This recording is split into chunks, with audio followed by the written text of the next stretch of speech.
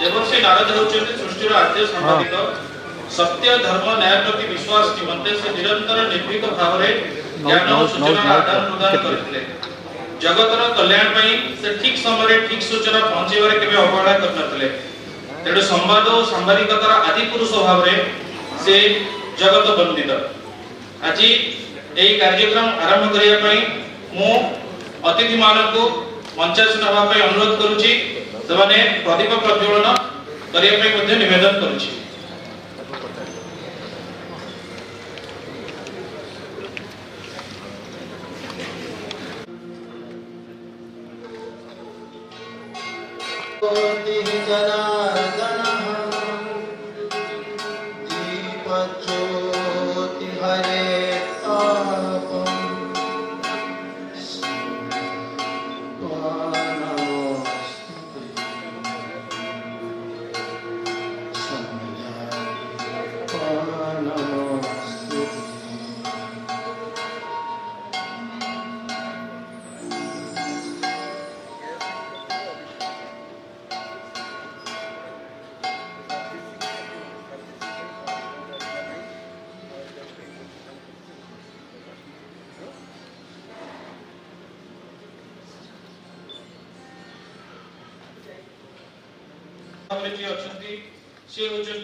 माननीय brigadier doctor Lakshmi चरण Patnaik sir जे Odisha public service commissioner पूर्वतन परिमाण अध्यक्ष भाव कार्य करछंती। हमर आर्मी रे जने सीनियर ऑफिसर भाव रे से Siachen glacier Kashmir LOC Indo China border रो सफलतार सहित कार्य संपादन करछंती। आपण ईरान रो भारतीय दूतावास रो रक्षा परामर्शदाता मध्ये कार्य करछंती। आपण वर्तमान राष्ट्रीय रक्षा विश्वविद्यालय रो प्रोफेसर तथा पीएचडी गाइड भाव रे कार्य करछंती। एई मंच आपण को मुख्य अतिथि भाव रे पाई अत्यंत गर्व अनुभव करूछी।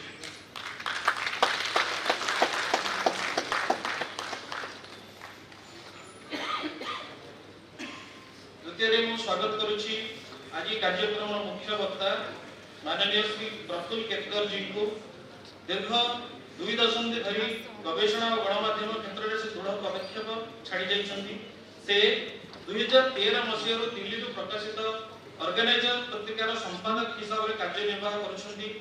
आपण जने राष्ट्रवादी विचार रो जने अति लोकप्रिय पैनलिस्ट भाव रे सारा भारत वर्ष रे बेस परिचित।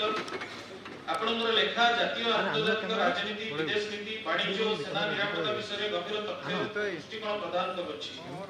आपण भारत सरकारक आईआईएमसी दिल्ली रो कार्यनिर्वाही समिति रो सदस्य जेएनयू रो उच्च शिक्षा प्राप्त करी सामाजिकता को जीवन वृत्ति रूपे बाछि नियंती। 6टी पुस्तक रचना मध्ये करछन्ती। महाशय को आम गहने पाई हम बहुत गर्वित। आज मंचर सभापति करूछन्ती हमर सभापति प्रोफेसर निरंजन पाठी महोदय। आपण जने छात्र वत्सल अध्यापक स्तंभलेख भाव रे ओडिसा पूर्वपल्ली रे परिचित। व्यक्तिर चरित्र और समाजर चित्र को आपण खबर कागज पृष्ठ रे अंकुत्वा जने धुरीण शिल्पी। दर्शन शास्त्र अध्यापक होइथिले मध्ये समाज शास्त्र रे आपण एक निपुण कारीगर। समाजर प्रतिटी घटनावली को नहीं आपणकर कलम सबुबले चलचंचल एवं जड़े सुवक्ता तथा कथार जादूगर भाव में आपण बेस जनाशुना। आपण को सभापति भाव में पाई आज आम गहन उपस्थित अच्छा माननीय सुमंत कुमार पंडा महाशय वर्तमान राष्ट्रीय स्वयंसेवक संघ ओडिशा पूर्वर प्रांत प्रचार प्रमुख भाव में कार्यरत अच्छा। फरेस्ट डिपार्टमेंट अधिकारी भाव में कार्यरत थिबा समयरु संघर विभिन्न दायित्व रही वर्तमान सेवानिवृत्त पर संगठन पर पूर्ण समय कार्य करुछंती। महाशय को मंच पाई आम अत्यंत गर्वित।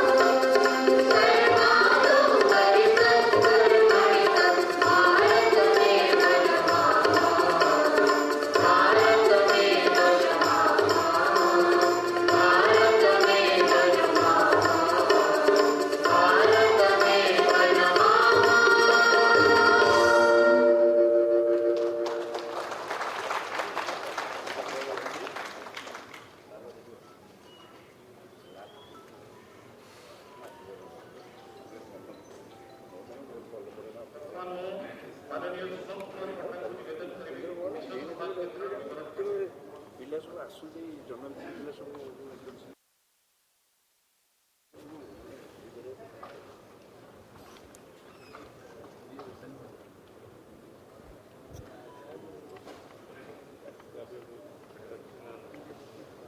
ଆଜିର 20ତମ ନାରଦ ଜୟନ୍ତୀ ତଥା ନାରଦ ସମ୍ମାନ ଉତ୍ସବରେ ମନ୍ତାସୀନ ମୁଖ୍ୟ ଅତିଥି ବ୍ରିଗେଡିୟର ଲକ୍ଷ୍ମୀଚରଣ ପଟ୍ଟନାୟକ ମହୋଦୟ, ଶ୍ରୀ ପ୍ରଫୁଲ୍ଲ କେତକରଜୀ ମୁଖ୍ୟ ବକ୍ତା, ଏଡିଟର ଅର୍ଗାନାଇଜର, ଆଜିର ସଭାର ସଭାପତି ଅଧ୍ୟାପକ ନିରଞ୍ଜନ ପାଢ଼ୀ ତଥା ସମ୍ମୁଖରେ ବସିଥିବା ସଜ୍ଜନ ଓ ମାତୃମଣ୍ଡଳୀ, ମୁଁ ଆଜି ଆପଣଙ୍କ ସମ୍ମୁଖରେ ବିଶ୍ୱ ସମ୍ବାଦ କେନ୍ଦ୍ରର ପୂର୍ବବର୍ଷର କାର୍ଯ୍ୟ ବିବରଣୀ ସମ୍ପର୍କରେ କିଛି କହିବି।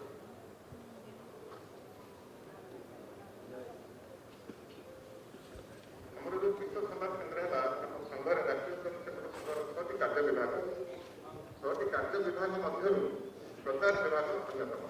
ତେଣୁ ପ୍ରଚାର ବିଭାଗରେ ସେଥିରେ ବି 9ଟି ଆୟାମ ଅଛି। 9ଟି ଆୟାମ ମଧ୍ୟରୁ ଗୋଟେ ହେଲା ଜାଗରଣ, ଯେଉଁଟାକି ଆମ ଓଡ଼ିଶାରେ ଆମେ ତାକୁ ସାଂସ୍କୃତିକ ଜାଗରଣ ବୋଲି କହୁ। ତାପରେ ସାପ୍ତାହିକ ପତ୍ରିକା ମାନେ ରାଷ୍ଟ୍ରଦୀପ, ଅର୍ଗାନାଇଜର, ପଞ୍ଚଜନ୍ୟ, ଏହି ସାପ୍ତାହିକ ପତ୍ରିକା।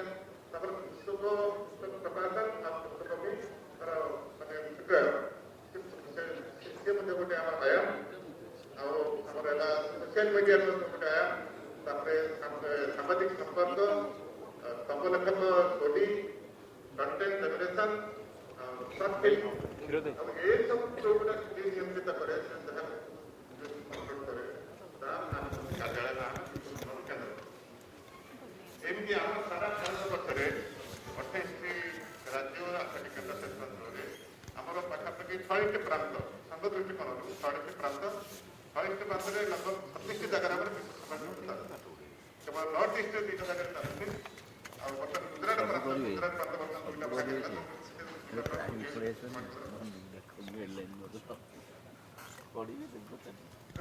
ପ୍ରଚାର ବିଭାଗର ସମସ୍ତ କାର୍ଯ୍ୟ ବିଶ୍ୱ ସମ୍ବାଦ କେନ୍ଦ୍ରରେ ମିଡିଆ ମନିଟରିଂ, କଣ୍ଟେଣ୍ଟ କ୍ୟାଲେଣ୍ଡର, ଡିସାମିନେସନ, ସମନ୍ୱୟ, ଆର୍କାଇଭ, ନ୍ୟୁଜ ରିପୋର୍ଟ ବିଷୟ ଉପରେ ଇତ୍ୟାଦି କାର୍ଯ୍ୟ କରିଛନ୍ତି। କ୍ୟାଲେଣ୍ଡର ଅନୁସାରେ କଣ୍ଟେଣ୍ଟ ତିଆରି କରିବା ଏବଂ ଡିସାମିନେଟ କରିବା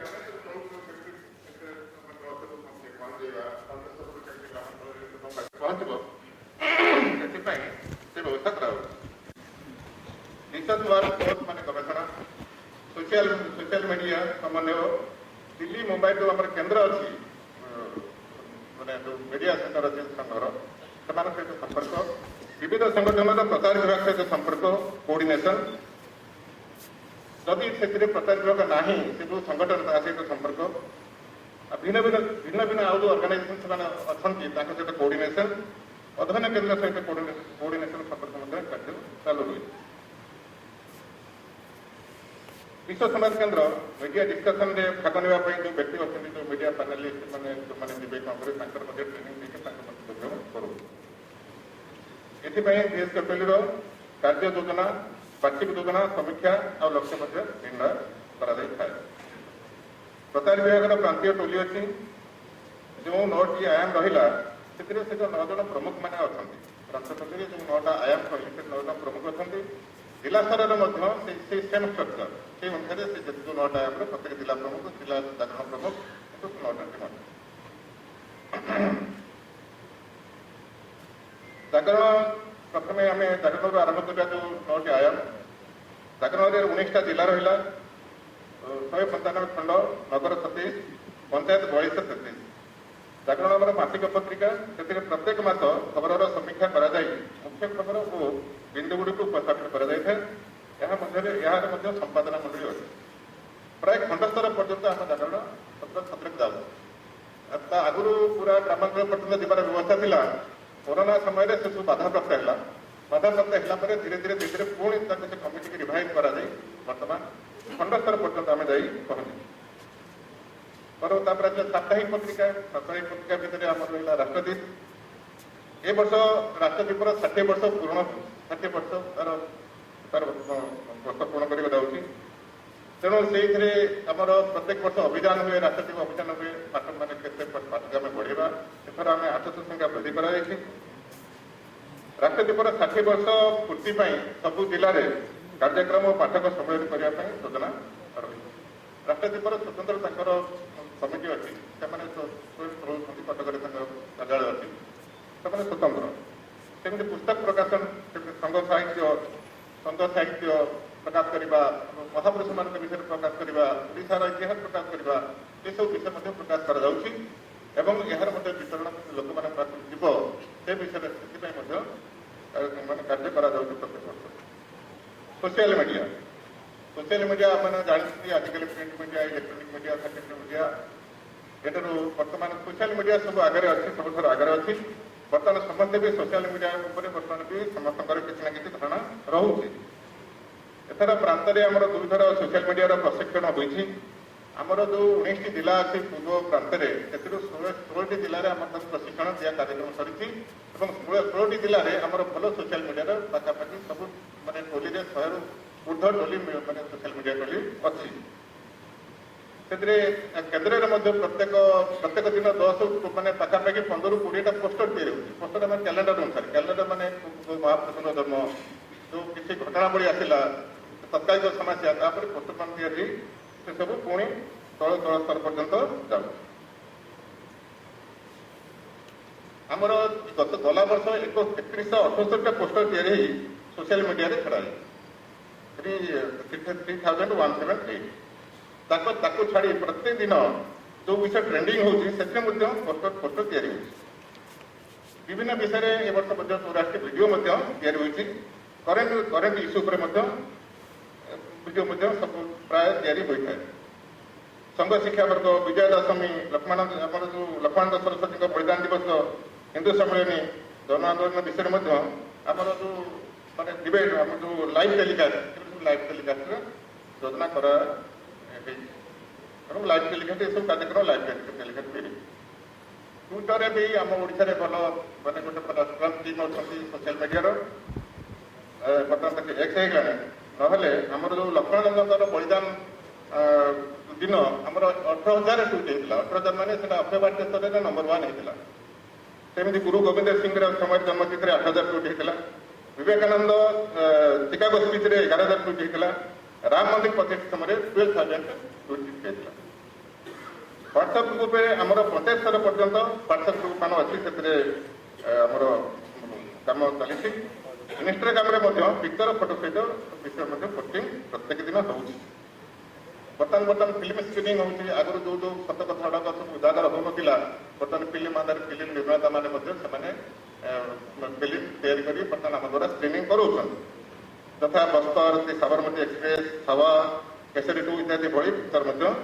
आमर विश्व समाज केन्द्र द्वारा स्क्रीनिंग कर गत वर्ष नारद जयंती उत्सव नारद जयंती उत्सव 13 जिले में पालन कर केन्द्र तो गोटे जगार हुए स्टेट में गोटे जगार आज जमी होता या छड़ा आम जो 16 जिलूर 13 जिले में नारद जयंती उत्सव पालन कराई गोटे खुशी विषय आ वर्ष समस्त कमिट कर प्रधान मान जिला प्रधान मैंने प्रत्येक जिले में नारद जयंती पालन करेंगे आज सकाଳେ ब्रह्मपुर भल गैदरिंग थे पालन टिकेट आम जो अच्छा आप प्रधान व्यापार मान नेतृत्व सांबादिक संपर्क गोटे राज्यर प्रमुख सांबादिक मानकर फोन नंबर इमेल फेसके उपलब्ध अच्छी सहित निरंतर संपर्क रखा विभिन्न कार्यक्रम जो कार्यक्रम गुड़ाक होती सब निमंत्रण कर आमर जो कार्यक्रम होती वीडियो पठेवा फोटो पठेवा ये सब कार्यक्रम चालू रही स्तंभ लेखक सेमती आम गोटे पाखापाखि 50 जनकर स्तंभ लेखक टोली अच्छी से ओडार लक्ष प्रतिष्ठित स्तंभ लेखक मैंने अच्छा जेकोसी विषय जो तात्कालिक विषय हो विषय समय रोला से स्तंभ लेखक यहाँ गोटे बड़ बर्तमान से गोटे जोटा आम प्रति आह्वान था बहुत किसी अंश पूरा हो पारे बर्तमान आम पाखे गोटे स्तंभ लेखक प्रोफेसर निरंजन पाढ़ी सी भी बर्तमान प्रत्येक मसक दुईथर से आम धरित्री को स्तंभ लेखिक दिखाते बड़ बड़ स्तंभकार जो मैंने नामी दामी स्तंभकार मैंने टोली अच्छी समय समय इनफोपेक्ट दिखाई सब लिखुं जो गुड़ाक जो पेपर गुड़ाक सब बहुत बाहर जोगुड़ाक पेपर बाहर सेगुड़ा सोशल मीडिया सोशल मीडिया संख्या बहुत है ताकि भी 10,000 15,000 लोग पढ़ुं पेपर अपेक्षा बेसी पठन कर कंटेंट जनरेशन जो कंटेंट निर्माण करने बर्तमान चारिड़े से विषय चली विषय से विषय बर्तमान धीरे धीरे धीरे धीरे दाना बांधुची परवर्ती समय पुणी नेक्स्ट इयर बेलू आम गोटे कंटेंट जनरेशन गोटे तगड़ा टीम बर्तमान ओडिशा सेटा प्रत्येक समस्या प्रत्येक जिला ठार आरंभ कर राज्य ठार आरंभ कर जिला ठार आरंभ कर खंड ठार आरंभ कर ग्राम पर्यटन जो जो समस्या अच्छी से गवेषणा करेंगे रिसर्च करेंगे पुणी उपस्थापन कर व्यवस्था कराई भल भाव प्रशिक्षण दि जाए सर्ट फिल्म मान क्षुद्र चलचित्र आजिकल समस्त हाथ में मोबाइल अच्छी आजिकल समस्त मोबाइल फटो तेणु बर्तमान आमर जो क्षुद्र चलचित्र गोटे जो आयाम अच्छी से जोटा प्रभावी हम जो चलचित्र मनकर गोटे डाक्तर अच्छे गोटे वनवासी अंचल अच्छी हठात मेडिकल फैसिलिटी ना से डाक्तर 3 जन 4 जन अच्छा से 4 पाइबे 3 जन लोक अच्छा निजे डाक्तर से आउ गोटे तार फटो आसे मैंने से गोटे प्रेरक मैंने जमी लोक गोटे खाली डाक्तर देखिले सी भी भाव जे मुझे एमती लोक सेवा करी यही बहुत प्रेरक जिन अच्छी रास्ता गोटे एक्सीडेंट पड़ी नहीं पूरा भल ना पर्यटन रही पैसा खर्च करी रक्त दी एमती कम यही समय 2-3 मिनट भिडियो आजिकल बेसी भी आजिकल लोक मैंने पेसेंस नहीं बेसी जिन देखा ये आम प्रशिक्षण भी दिहूँ ए वर्ष प्रशिक्षण पाखापाखि 50 संख्या आसी दि जाता ये भी से देखले एरिया करा आ 2 वर्ष थे सर्ट फिल्म मानने उत्सव हुए अत्यवार्ता स्तर में से गोटे एवार्ड 10 लाख टकार पुरस्कृत जहाँ फिल्म ठीक भल रहा मैंने जो चयन हम ताको 10 लाख टका पुरस्कृत होगा योजना अच्छी आगामी वर्ष यही संघर 1925 मसीह संघर स्थापना बर्तमान 2025 विजय दशमी बेलू संघ 100 वर्ष माने पूरण करने संघर यहाँ शताब्दी वर्ष तेणु से संघ शताब्दी वर्ष समस्त सब विभाग बर्तमान संघ योजना अच्छी सुविधा क्षेत्र मान योजना अच्छी समस्ते योजना कर विश्व समाज केन्द्र तरफ प्रचार विभाग तरफ आम योजना अच्छी आम बहुत गुड प्रोजेक्ट तैयारी समस्त आलोचना कर ए विषय अधिक प्रस्तुति देवाई मैंने जो मैंने प्रकृत व्यक्ति मान पाखे पहुंची केमी पुणी मानने मीडिया लाइन केमी उन्नत करने से विषय आम योजना करूँ जहाद्वारा जो संवादटा पुणी लोक पाक जीव और लोक मध्य हिंदुत्व प्रति भारतीयता प्रति मानने जातिभीति सृष्टि कर निजक सो आधार में चलने खुराक जगह तेणुक आमर से संघ शताब्दी प्रस्तुति निमंते आमर पंच परिवर्तन को आम तारी आधार में आम सब वर्ष योजना रही कथार अच्छी तथा पंच परिवर्तन आमर है गोटे है समरसता द्वितीय है कुटुंब प्रबोधन आजिकल आपने देखिए कुटुंब गुड़ा सब भांगी जाए मैंने से पुणी कुटुंब बंचब से योजना समरसता मैंने आज पर्यटन अस्पृश्यता थी कारण मन भितर आज समाज आम भाग भाग होमी समरस समाज हम से प्रचेषा तापर परिवेश दूषित होवेश कारण देखो आज समस्ते छटपट होती एनवायरमेंट परिवेश दूषित कारण तेणु तार केमी परिवेश केमी सुरक्षा हम से विषय में आम सचेतनता कार्यक्रम रखू स्वबोध माने आम सेल्फ आम स्वावलम्बी आम निजे कर से प्रकार आम भितर जो मन भितर समस्त मानने आत्मविश्वास आसो आम चाकरी बाकरी पछे न बुड़े आम निजे किसी कर स्वबोध आम समस्त स्वाधीनता पाइले 1927 मसीह स्वतंत्र पाई ना तेणु पुणी निज तंत्र को निजे ठिया करेंगे स्वावलम्बी कार्य जारी रखू आगे नागरिक कर्तव्य मैंने जो नागरिक कर्तव्य अच्छी बहुत लोग आम नागरिक कर्तव्य चिंता करना तेणु अफिस आम 10 समय 12 बेले पहुँचले रास्तार पटे जा कथा थी ट्राफिक न मानी अन्य बात जाऊे तेणु आम नागरिकर जो कर्तव्य अच्छी सेगुड़ा सब पालन करवा ये 5टी परिवर्तन संस्थार आह्वान अच्छी और सेगुड़ाक चरितार्थ करने आम भी मानने यथा प्राण वर्ष आम समय देवु ये मोर कर्तव्य शेष करती भारत माता की जय।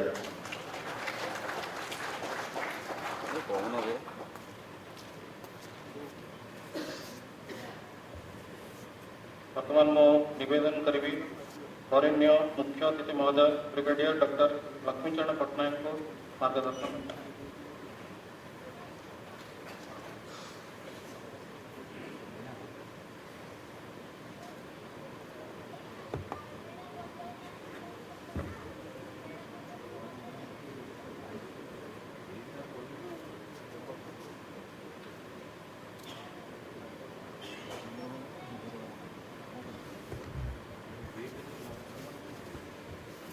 नमस्कार समस्त को आज नारद सम्मान प्रोग्राम पाई और जो माने कि आज तंकर समय काढ़ी आम सांगे अच्छा मु समस्त को बहुत बहुत धन्यवाद देवाक चाहूँ। प्रथम रे आज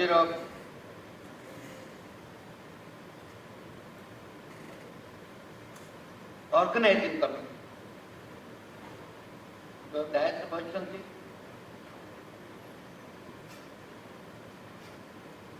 सुमंत प्रसाद पंडा सुमंत कुमार पंडा तापर आमर सभापति आमर मुख्य वक्ता जहाँ आपण मैंने शुणे बहुत व्याकुल होते श्री प्रफुल्ल केटकर मो तरफ आपण मान को बहुत बहुत मो तरफ सम्मानित और बहुत खुशी कि ये ओकेजन आपण आसपाई एंड इतने बड़ ऑडियंस के सामने शुणा पाए मो भी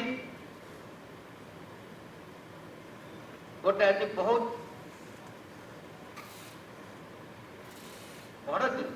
बड़ दिवस 100 years of raising of संघ जोटा कि देश को गोटे आज मजबूत करके रखी से दिन मो पाखरे से सुजोग मिली कि आपण मान किसी कहबी और मोर भावनाटा आप सहित शेयर कर ऑर्गेनाइजर्स को मोर आउ थे बहुत बहुत धन्यवाद मत अपॉर्चुनिटी देवा। नारद सम्मान का नाटा हम ओडिशा पाई बहुत बहुत गोटे गंभीरता सहित गोटे रिलेशनशिप अच्छे नारद बाबू जड़े आईएएस ऑफिसर थे मिस्टर सुनील पट्टनायक 1962 बैच से रिटायरमेंट नेला ऋषिकेश स्वामी निर्लिप्तानंद है बड़ संस्थार से हेड अच्छे से गोटे बड़ गवेषणा करके रिसर्च करके जगन्नाथ ऊपर दीटा वॉल्यूम दीटा पुस्तक आर वर्ष मुझे जाता को भेटिली से मत से दीटी वॉल्यूम जगन्नाथ मत प्रेजेंट कले आ कहले कि एटा हूँ सबुठु संक्षिप्त आउ summarise version of Jagannath history जोटा कि ऋग्वेद सामवेद से काढ़ी पूरा कनसाइज करके लिखते और फर्स्ट चैप्टर फर्स्ट वॉल्यूम रे देयर इज अ रेफरेंस कि आम दुनियाटा सृष्टि केमिति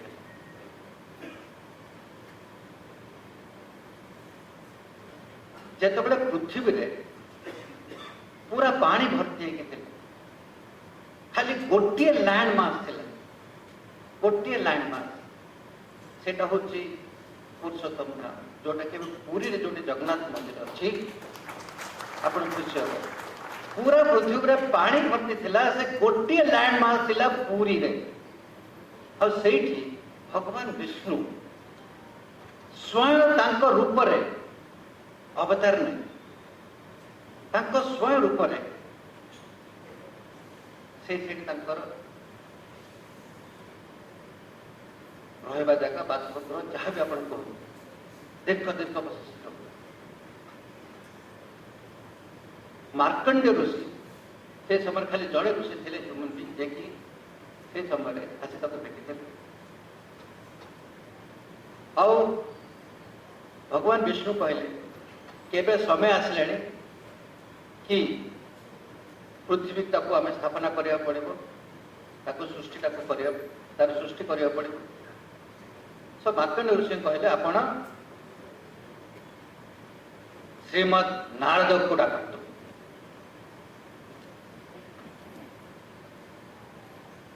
श्रीमद नारद को भगवान आह्वान कले आ श्रीमद नारद प्रथम रे पृथ्वी रे जदि कोटी पाद देले सेटा होची हमर पुरी रे सेटा होची हम पुरी आ तांकु कहा हला कि आपण ब्रह्मा को एबे आदेश दियो मेसेंजर पठातु मेसेज पठातु कि से पृथ्वी रे सृष्टि को आरंभ So the first message of the creation of the planet of the earth, Bhagwan Vishnu निजे it is Narada Gupta. Hence, Narada is considered the eternal messenger of this planet. Eternal messenger. तिनी स्वर्ग पाताल पृथ्वी से कोठी भी जो भी से message हेले नारद हेले तार मैसेज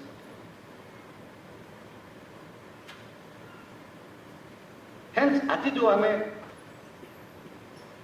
एठी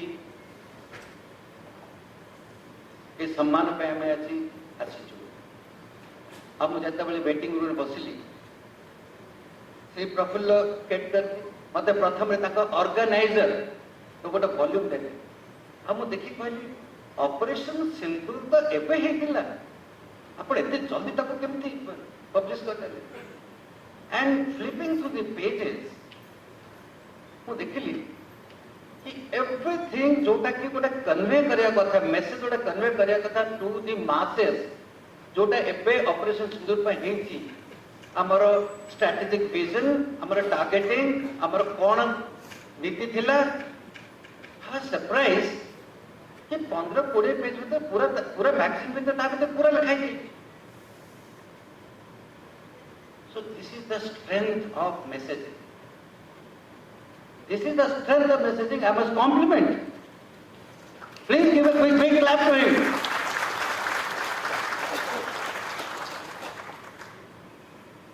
हम टिके उत्साह के पचारि आपण केते वर्ष हला जर्नलिज्म करते से कहले ना मु गोटे इंटरनेशनल रिलेशन स्टूडेंट जेन रे पाठ पढ़ती तापर मु करती सो मु कहले नो वंडर आपण का लेखा आपण कर जो editorial acumen on this magazine is so beautiful given out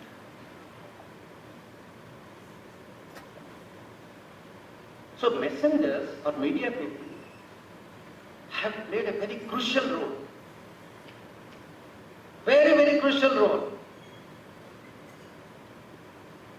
एमती कि याद आदि योगी सबुठ पुराना योगी तो शिव अवतार योगी 15,000 वर्ष पूर्व जो प्रथम आसिले आ कहले कि एटा समय आसलानी कि पृथ्वी सृष्टि होती बहुत जिनिस प्रोग्रेस होती बट एबे समय आसला कि आम ठीक केमिति मेसेज था समस्त पठेबू आ कौन से मेसेज थिला सेटा तो message of yoga and the message of advance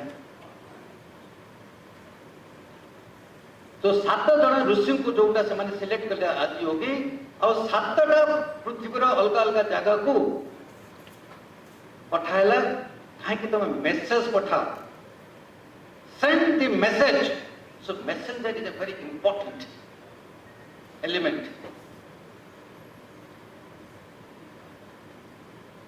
even when Lord Ram जैसे ताकू लंका को आक्रमण करने को गले ताको खबर नथिले लॉर्ड हनुमान को पठेले से समय खाली सीता को खोजले बट पूरा लंकार लेआउट ताकर फोर्टिफिकेशन ताकर डिप्लॉयमेंट और जिते ताकर युद्ध रणनीति तो पूरा खबरटा नहीं पड़े किए आणला सेटा मेसेंजर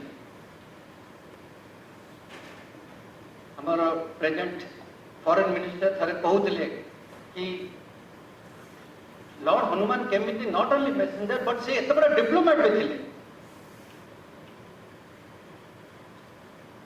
खाली मेसेंजर देलेनी मेसेज देके फेरला को पूरा लंकाटा को जल देले और मेसेज पठाइले कौन तमे जदि ठीक बिहेव न करिबो ताहले आहुरी तमर क्षति हम आई थिंक काली आमे जो माने सब प्रधानमंत्री को रात्रि सुनिथिले प्रधानमंत्री गोटे स्ट्रॉन्ग मेसेज पठाइले और जब ऑपरेशन होता समस्त मत पचारे बहुत टीवी चैनल आसते समस्त मत पचारे कि सर कौन हम कौन युद्ध हम बट युद्ध हम कि न हम समस्त गोटे विचार गोटे राय था कि सर जहाँ पच हो बहुत हो गला आम गोटे पाकिस्तान गोटे मेसेज पठाइबा message hence sending message is a very important part of Raniti and any strategy. And I think जहाँ भी अपन सब सुनी मीडिया रे official briefing unofficial briefing social media सब जिन शुणला जो मेसेज आम पठेचु आ गोटे स्टेटमेंट देलु कि any act on any act of terror is going to be taken as an act of war. Is going to be taken as an act of war. It's not a message. It's independence for who give as a prime minister. It's not a message. But हम भारत वर्ष रे आमर तो गोटे रिवाज अच्छे आमर तो गोटे सब ट्रेडिशन्स अच्छे कि जिते संत जिते बड़ बड़ ऋषि मुनि प्रथम काम है कि लोक को मेसेज पठा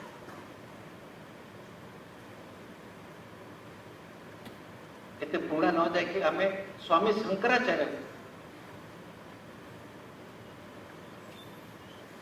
स्वामी शंकराचार्य को जो 8 वर्ष होता से सबू भेद पुराण तक मास्टर से पढ़ा आरंभ कले जो कहले माँ को माँ मुझे जाऊँगी मु जहाँ शिखी से अनेक प्रचार कर माँ कहले मु कौन ते ये जन्म करी बापा बहुत कम बयस चली जाते घरे कहीं नथिले केरला जन्म जन्मर जगह माँ तो छाड़े कहले तू जो मो कथा शुणुनि तो केबे भी आस मो पाख केते बड़ कथा माँ जड़े कहले शंकराचार्य तू जो मो कथा शुणुनि तू आ घर को आस मात्र शंकराचार्य बयस 10 वर्ष 11 वर्ष होते कहले ना माँ मु जाऊँगी मु गोटे प्रचार कर कारण मु आसी लोकंकर जोटा भल पाई ये ह्यूमैनिटी तो बचावा से चली गए प्रथम रे गले बद्रीनाथ केदारनाथ अपन जानते पूरा इंडिया सारा बुलिकी शेष आसिले पुरी आ पुरी रे ठाकुर को पूजा कले जगन्नाथ को पूजा करके हाथ धरी तार प्रिंट एपर्यंत अच्छी जगन्नाथ मंदिर आउ से सो एते बड़ा मेसेंजर्स से आसी गोटे गोटे खबर पठाइबा से खबर देकी से चले तापर केतेक संत आसछन्ति संत कबीर आसिले संत नानक आसिले गुरु नानक आसिले संत रविदास आसिले समस्त अलग अलग विचारधारा कहीं कि आमे लोकों को ठीक मेसेजटा पठे जेपन लोक को ठीक मेसेजटा न जाइए लोकंकर इंटरप्रिटेशन भूल हम लोकंकर विचारधारा सब भूल हम और लोकंकर डिसीजन मेकिंग भूल हम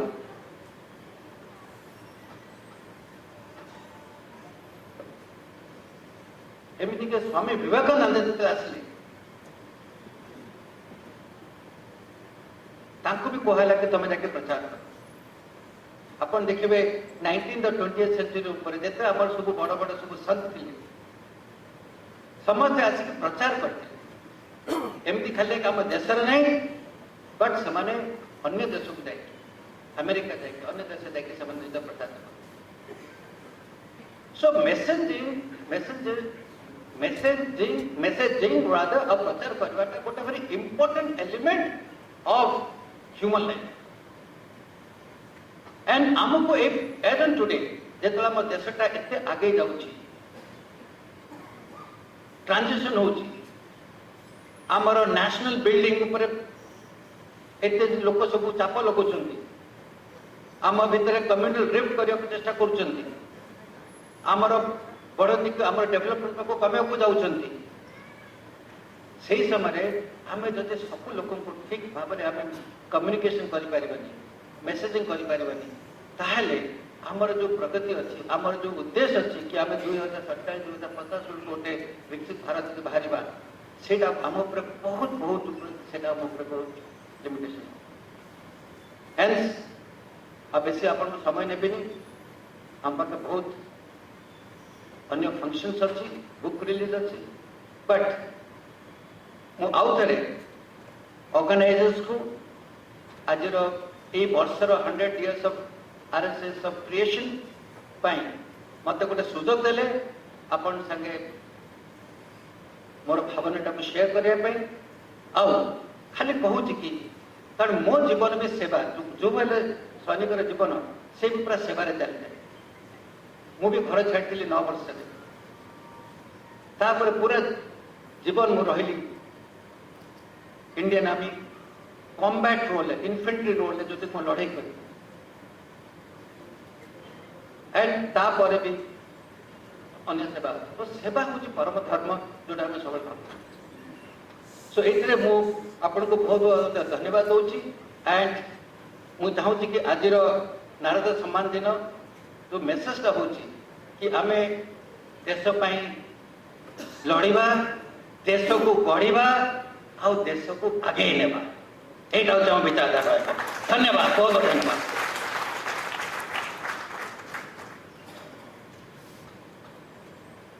धन्यवाद फॉर इंडिया मुख्य अतिथि महोदय आपणकर जो सारगर्भक भाषण आम बहुत प्रेरणा जगेला बर्तमान मुझर सभापति को अनुरोध करी आज जो विशेष आकर्षण अच्छी नारद सम्मान ये नारद सम्मान किए पाइबा जाऊँगी घोषणा करेंगे एवं मनीन्द्र भाई को अनुरोध करी नारद को लेकिन मंच को आस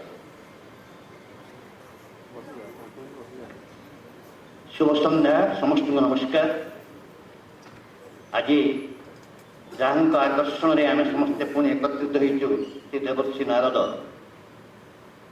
ये मेसेजिंग कथा कहते मुख्य अतिथि गोटे प्रांत रू आउ गोटे प्रांत को संवाद परिवहन करुले सरबराह करुले अनेक समय आम जो समय अच्छु से समय जानीपारूना जे आम पूर्ववर्ती पूर्वदायक मैंने आम कि त्याग स्वीकार करमको तो लगे बेले बेले तुम्हें देख जो पद्म फूलटी मु देखे ताहार नाड़ तुम्हें शुण जो पक्षीर कूजन मुगणे ताहार हाड़ आज जो बर्तमान मेसेजिंग देखुचे आम जो मल्टीमीडिया सोशल मीडिया से किसी भी नाला से जो महापुरुष आम पाखे संवाद गोटे प्रांत रू आर प्रांत को सरबराह करते जयंती से उत्सव अध्यक्षता करुवा अवसर में आज मो गोटे गौरव जे ए वर्षर नारद सम्मान टे पाइबा जाऊँगी सी आम समय जड़े निरपेक्ष संवाद कहते निरपेक्ष संवाद बाहन कर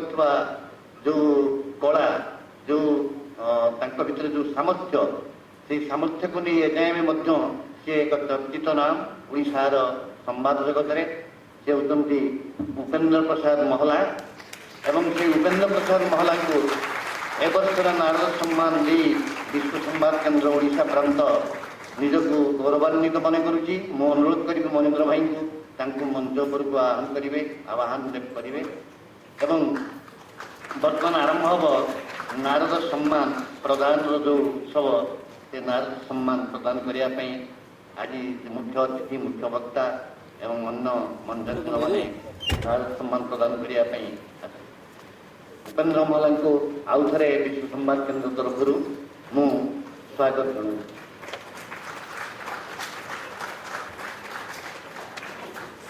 महाशय ओडिया सांबादिकता जगत में आपण जड़े उज्जवल ज्योतिष दीर्घ 40 वर्ष धरी सांबादिकता वृत्ति को आपणे जड़े दूरदृष्टि संपन्न चिंतक भाव में आपण यार विभिन्न विभव को रुद्धिमंत करिसंती।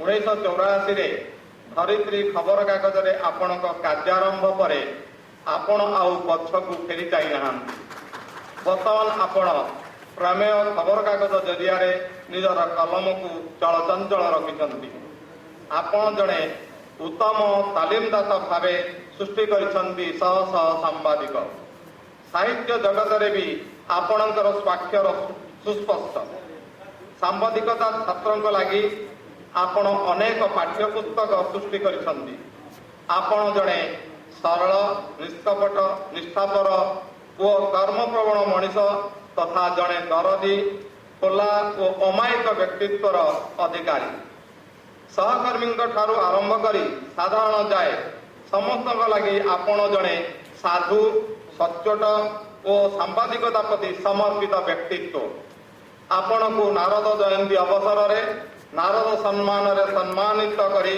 विश्व संवाद केन्द्र ओडिशा गर्वित।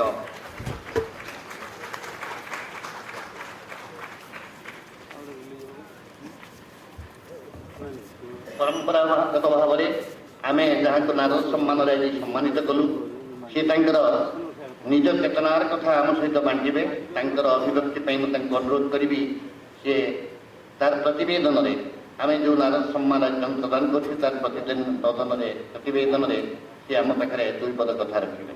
श्रीयुक्त उपेन्द्र प्रसाद महला महोदय।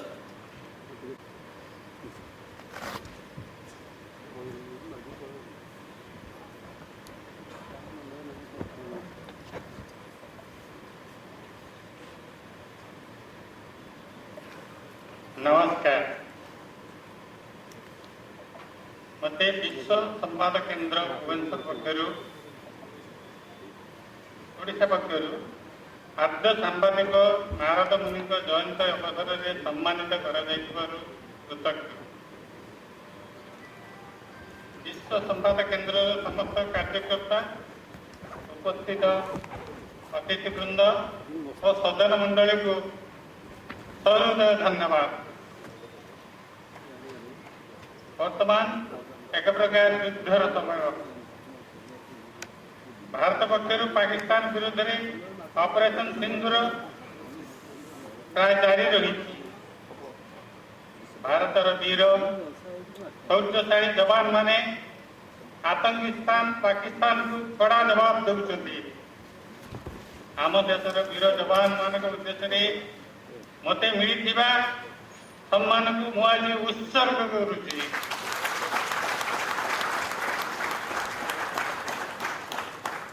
दीर्घ 41 वर्षर सांबादिकता जीवन भितर मु सब बेले किसी नुआ करिवार संकल्प नहीं कार्य करि आसी। संवाद फीचर परिवेशन शैली रे जब किंचित गुणात्मक परिवर्तन आनी आधुनिक सांबादिकतार गति और प्रवृत्ति संपर्क में मोर रचित इनोवेटिव न्यूज मेकर पुस्तक एक दृष्टांत। सांबादिकता जीवन में अनेक युव सांबादिकों को और ग्रामीण सांबादिकों को शिक्षा तालीम दे घड़ी छुआई जो मैंने ये लाइन को आसी आज निज दक्षता प्रमाणित कर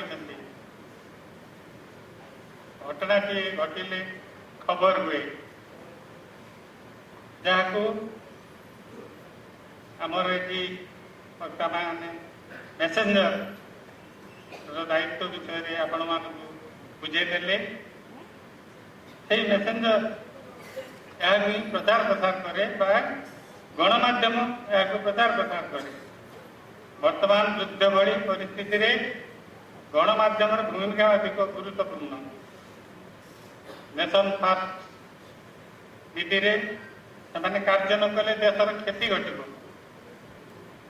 सत्य निरपेक्ष और नैतिकतार सह डिजिटल प्रिंट मीडिया कार्य करने उचित। सार्वभौमत्व और गणतंत्र सुरक्षा लगी गणमाध्यम संकल्पबद्ध होगा दरकार। कारण मेसेंजर भाव से केवल गोटे आंचलिक भितर नुहे सारा देश में परिवर्तन आनीपारे, सारा विश्व में परिवर्तन आनीपारे। आज आद्य सांबादिक नारद मुनि पवित्र जयंती अवसर में समस्त को हृदय शुभेच्छा और अभिनंदन। जय जवान, जय भारत, जय जगन्नाथ।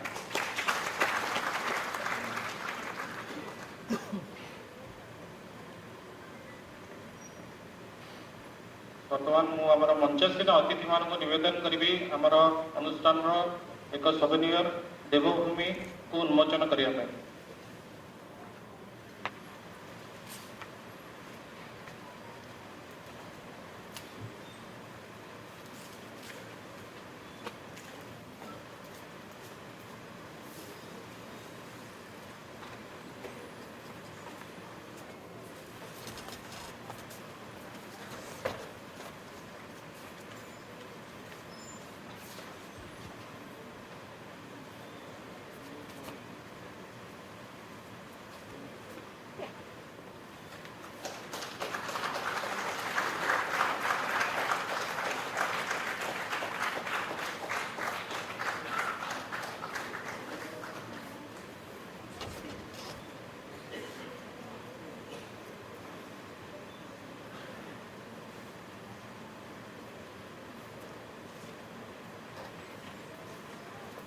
आमर यूनिट 8 सरस्वती शिशु विद्या मंदिर भौणी मैंने देशात्मक संगीत गान।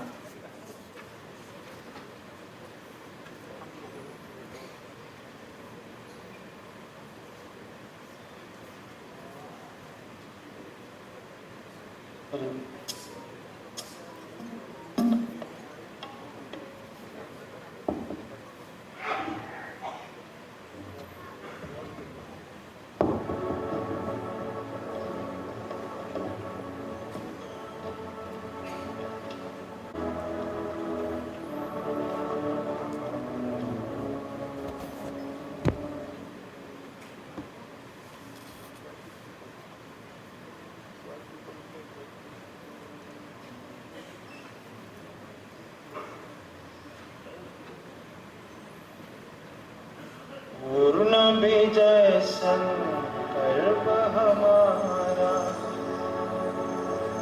अनत का विरत साधना, निस्दिन प्रतिपल चलती आई राष्ट्र धर्माराधना, राष्ट्र धर्माराधना।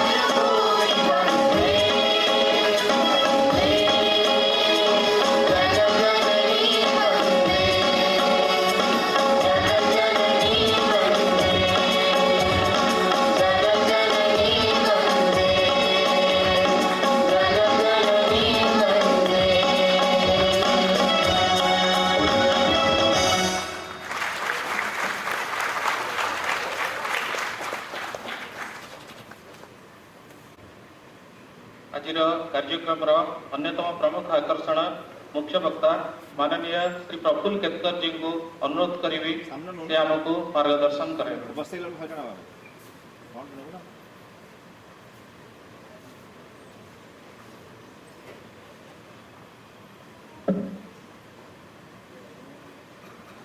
आज के कार्यक्रम के अध्यक्ष आदरणीय पाटिल सर,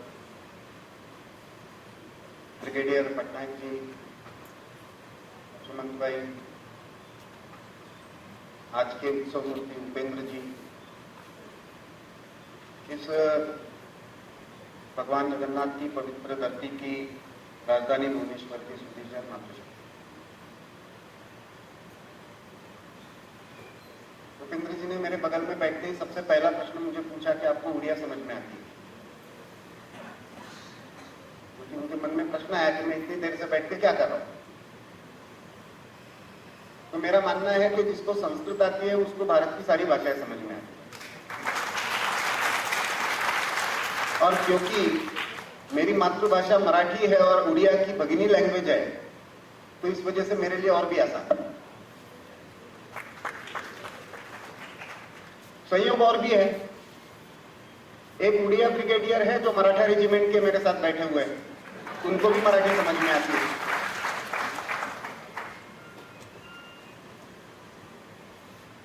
क्योंकि आजकल हमारे पत्रकारों को भाषा ये विषय संवाद का सेतु के रूप में हिंदी में बात करूंगा, उड़िया समझ में आती है, बोल नहीं पाऊंगा। मैं मराठी बोलने से आपको शायद थोड़ी थोड़ी समझ में आए, लेकिन पूरी समझ में नहीं आएगी, इसलिए हिंदी में बोलूंगा।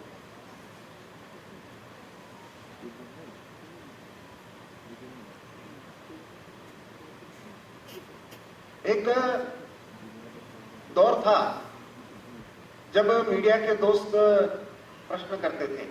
आज उपेंद्र जी ने तो बड़े कृतज्ञतापूर्वक कहा कि महर्षि नारद का सम्मान मुझे मिला है, मैं मेरा कृतज्ञता उन्होंने व्यक्त की। लेकिन एक जमाना था कि मीडिया के लोगों को लगता था ये संघ वाले पता नहीं कहां से कोई भी आइकॉन लेकर आते हैं, मुझे कुछ भी कहो, नारद मत कहो यार, नारद तो झगड़ा लगाने वाला होता है।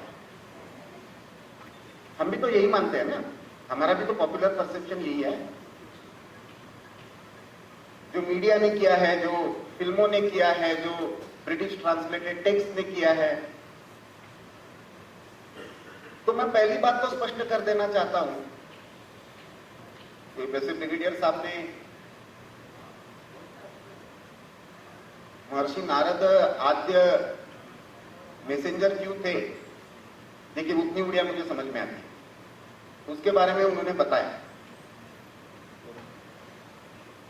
लेकिन आधुनिक संदर्भ में 1826 में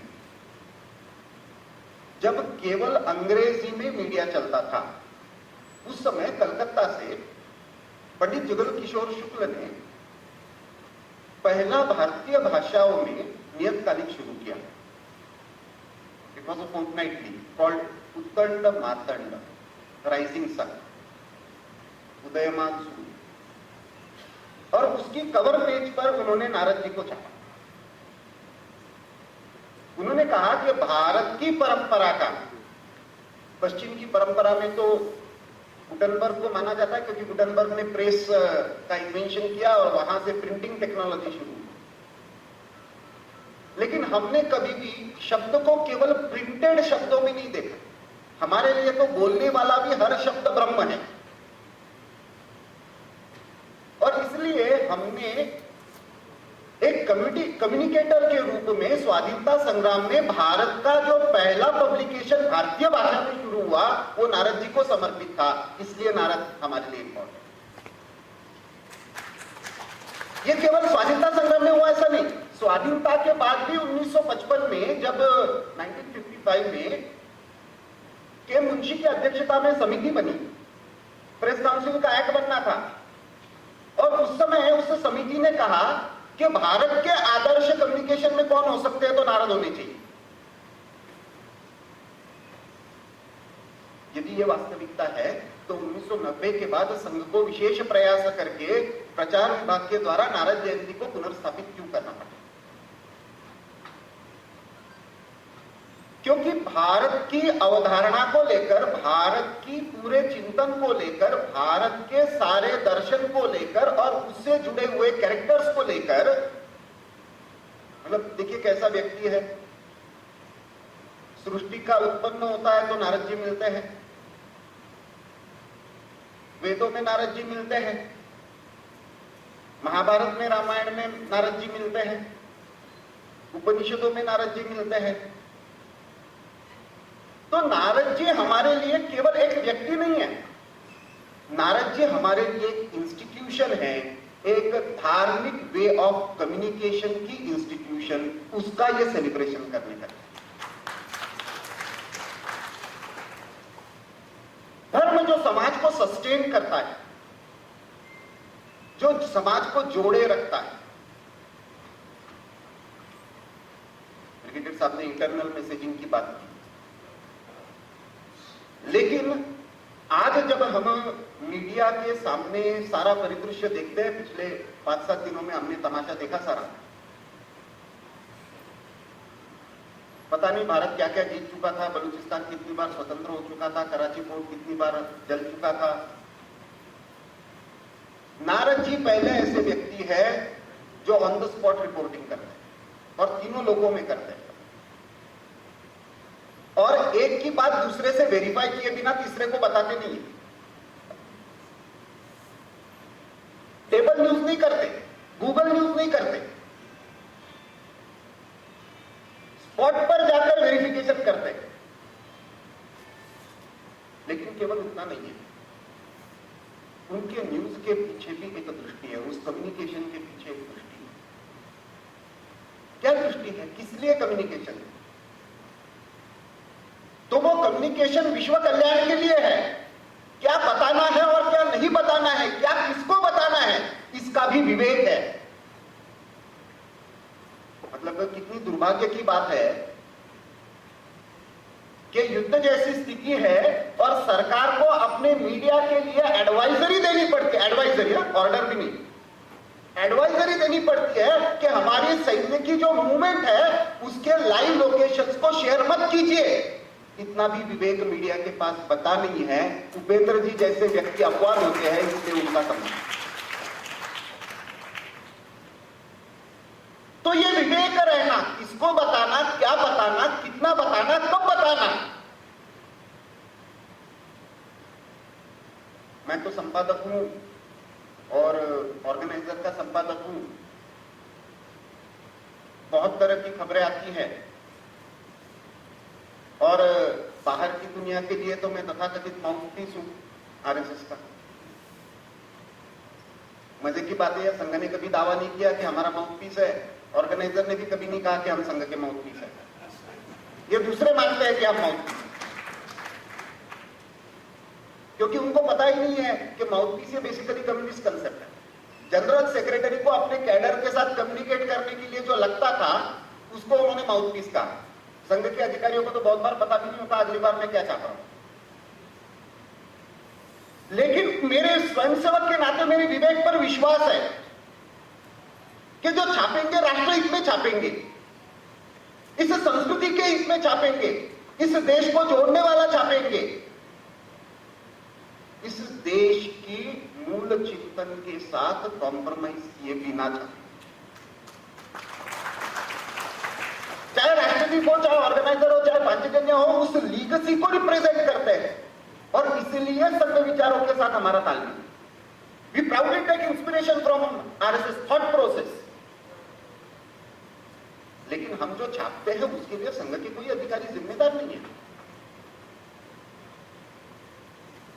लेकिन ये जानबूझकर ब्रैकेटिंग किया गया, ये लेफ्ट विंग है, ये राइट विंग है। क्या लेफ्ट और राइट होता है? लेफ्ट का अर्थ यदि परिवर्तन है, मैं जेएनयू में जब पढ़ रहा था तो सबसे पहला मैंने पैम्पलेट लिखा था सर अंग्रेजी में, I am left, am I right. तो सो कॉल्ड लेफ्ट है वो तो भारत का सबसे यथास्थितिवादी है। सब जगह सत्ता में बैठ के राज्य व्यवस्था का पैसा खाकर उसके बेसिस पर गरीबों का नाम लेकर अपनी दुकान चलाने वाले अपने आप को लेफ्ट कहते हैं।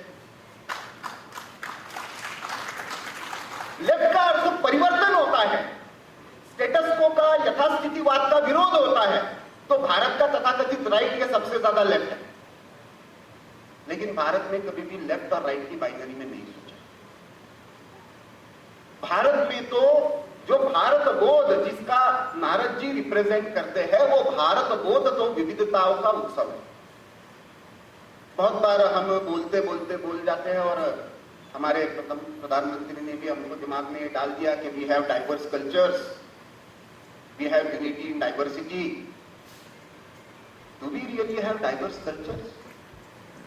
या हमारा एक यूनिक कल्चर है जो सेलिब्रेट करता है डाइवर्सिटी?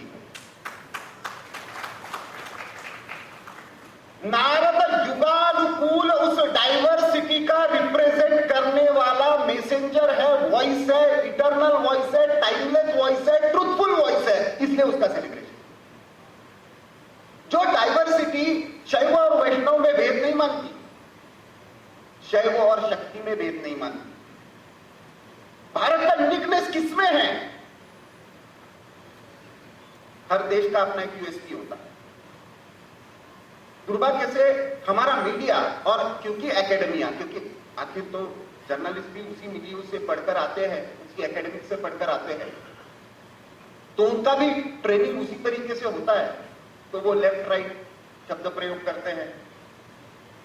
योगी जी के साथ कोई खड़ा रहा तो वो कम्युनल हो जाता है, ओबीसी के साथ कोई खड़ा रहा तो सेक्युलर हो जाता है। कहां से आते हैं पता नहीं, लेकिन वो शब्द प्रयोग करते हैं।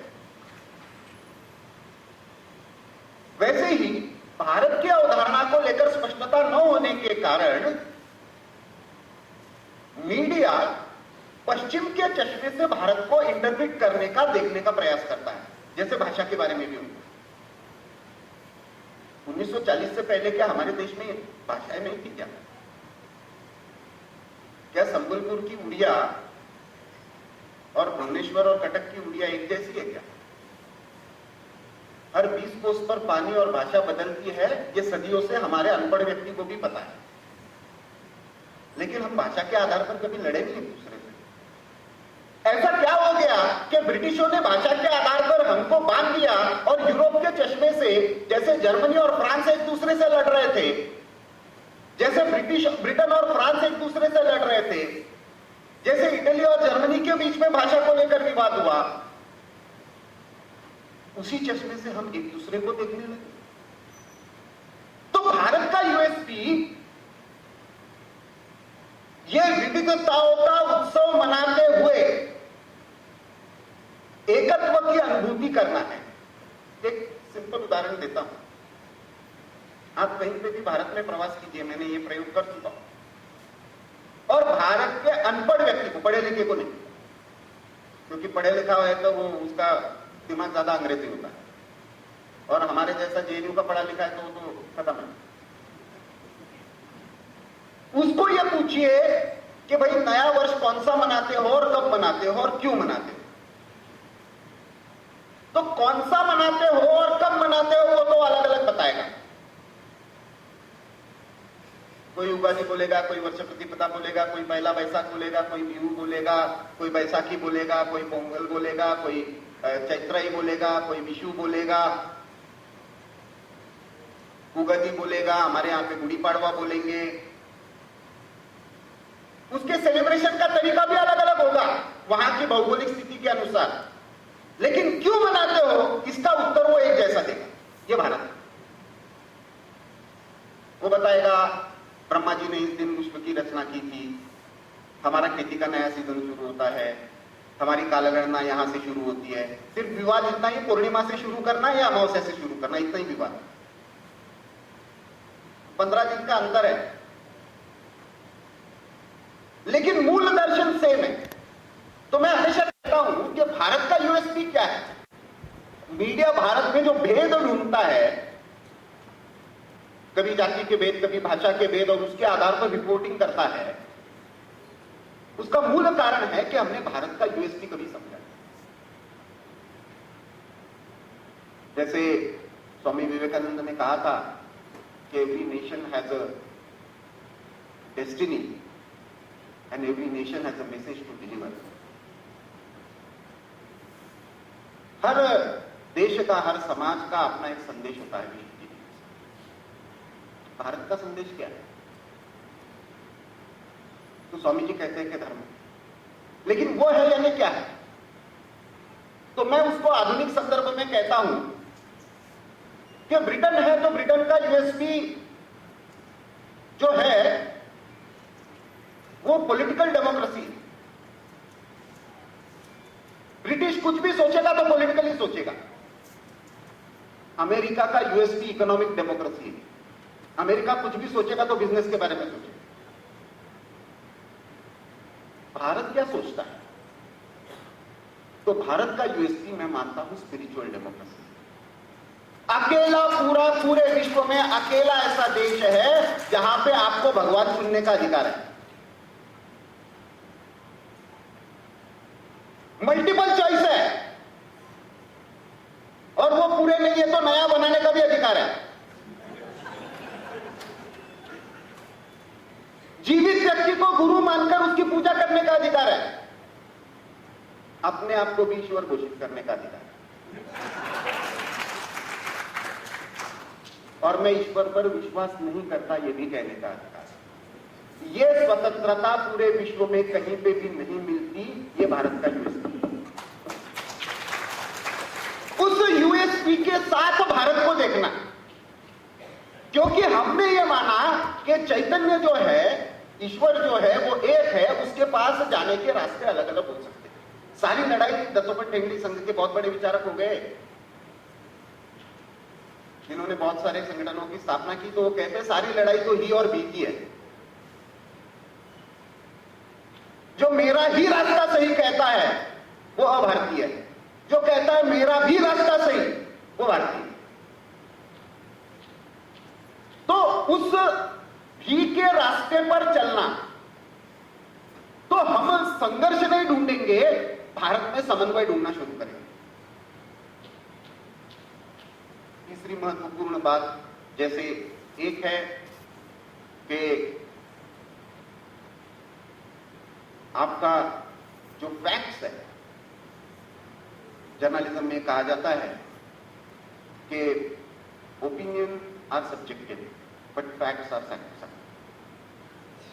तथ्यों के साथ कॉम्प्रोमाइज मत कीजिए, नहीं तो बहुत बड़ा न्यूज़पेपर अपनी हेडलाइन में डबल टेक में छाप देता है जमीर किल्ड ओवर बीच। दो ग्रुप्स के बीच में, हरियाणा से दिल्ली के बीच में झगड़ा होता है और 2-3 बार राउंड मारपीट चलती है। उसमें एक दिन अकेला मिल जाता है, उस मारपीट में ज्यादा मार पड़ जाती है, उसकी दुर्भाग्य से मृत्यु होती है। हेडलाइन ये छपती है कि 2 मास के ऊपर उसकी हत्या। हरियाणा हाईकोर्ट में केस जाती है, पंजाब और हरियाणा कोर्ट में। उसके पिताजी का स्टेटमेंट रिकॉर्ड होता है, उसके दोस्तों का स्टेटमेंट रिकॉर्ड होता है, और वो कहते there was a fight over seat not be. और कोर्ट आदेश देता है कि आपको इसके बारे में अपॉलॉजी छापनी है। चौथे पेज पर 4 लाइन की अपॉलॉजी छपती है। ये तथ्यों के साथ छेड़। आप अपना एजेंडा चलाने के लिए एजेंडा ड्रिवन जर्नलिज्म, ये नारद जी का आदर्श नहीं है। तो नारद जी का आदर्श क्या है? तथ्यपरक हो, फैक्ट्स वेरीफाइड हो, विवेकपूर्ण हो, किसको बताना है कब बताना है इसका विवेक हो, उसके साथ साथ सर्वजन हिताय, इन्हीं लोगों का कल्याण करने वाला।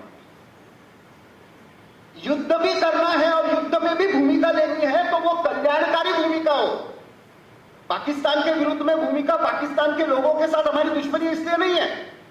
पाकिस्तान की आइडिया जो है, the idea of Pakistan is based on the idea of exclusion. हम भारतीय नहीं हैं इसलिए हम पाकिस्तानी हैं, हम हिंदू नहीं हैं इसलिए हम पाकिस्तानी हैं। Islamic fundamentalism, radicalism and terrorism is the foundation of creation of Pakistan. हमारा उस आइडियोलॉजी के साथ संघर्ष, उस आइडियोलॉजी के साथ लड़ते हुए विवेक रखना कि हम उस विचार से लड़ रहे हैं। और संघ के एक बड़े अधिकारी से मैंने सुना था, और भारत में तो मान्यता है ही, कि जिसका जन्म होता है उसकी मृत्यु निश्चित होती है, और पाकिस्तान एक ऐसा देश है जिसकी जन्म तिथि पता है। तो खत्म होगा ये पक्का है। सेल्फ डिस्ट्रक्शन से होगा या हमारे प्रयासों से होगा, इतना ही अंतर है। हमको उसके लिए क्या प्रयास करने?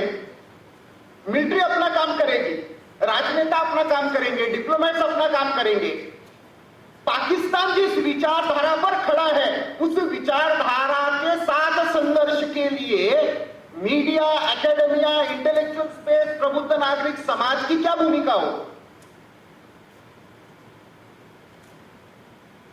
बाबा साहब अंबेडकर इसके बारे में बड़ी स्पष्टता से कहते हैं,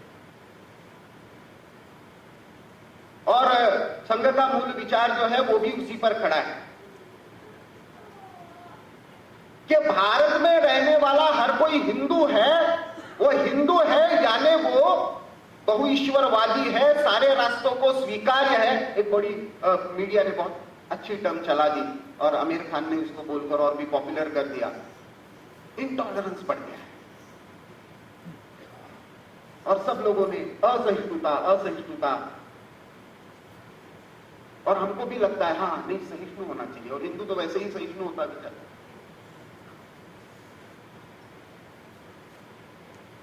उस दिन मैं मीडिया पैनल पर मुझे बुलाया था किसी चैनल ने, तो मैंने कहा I don't want to be tolerant.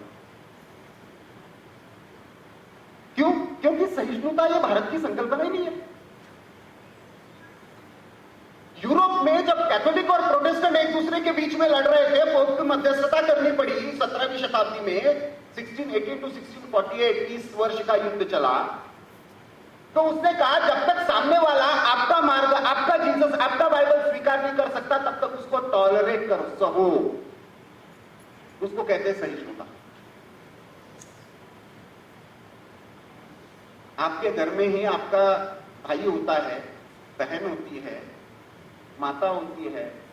एक विशिष्ट आयु पर आने के बाद आपको लगता है कि उनके साथ आपके मतभेद है, तो आप उनको सहते हो या स्वीकार करते हो?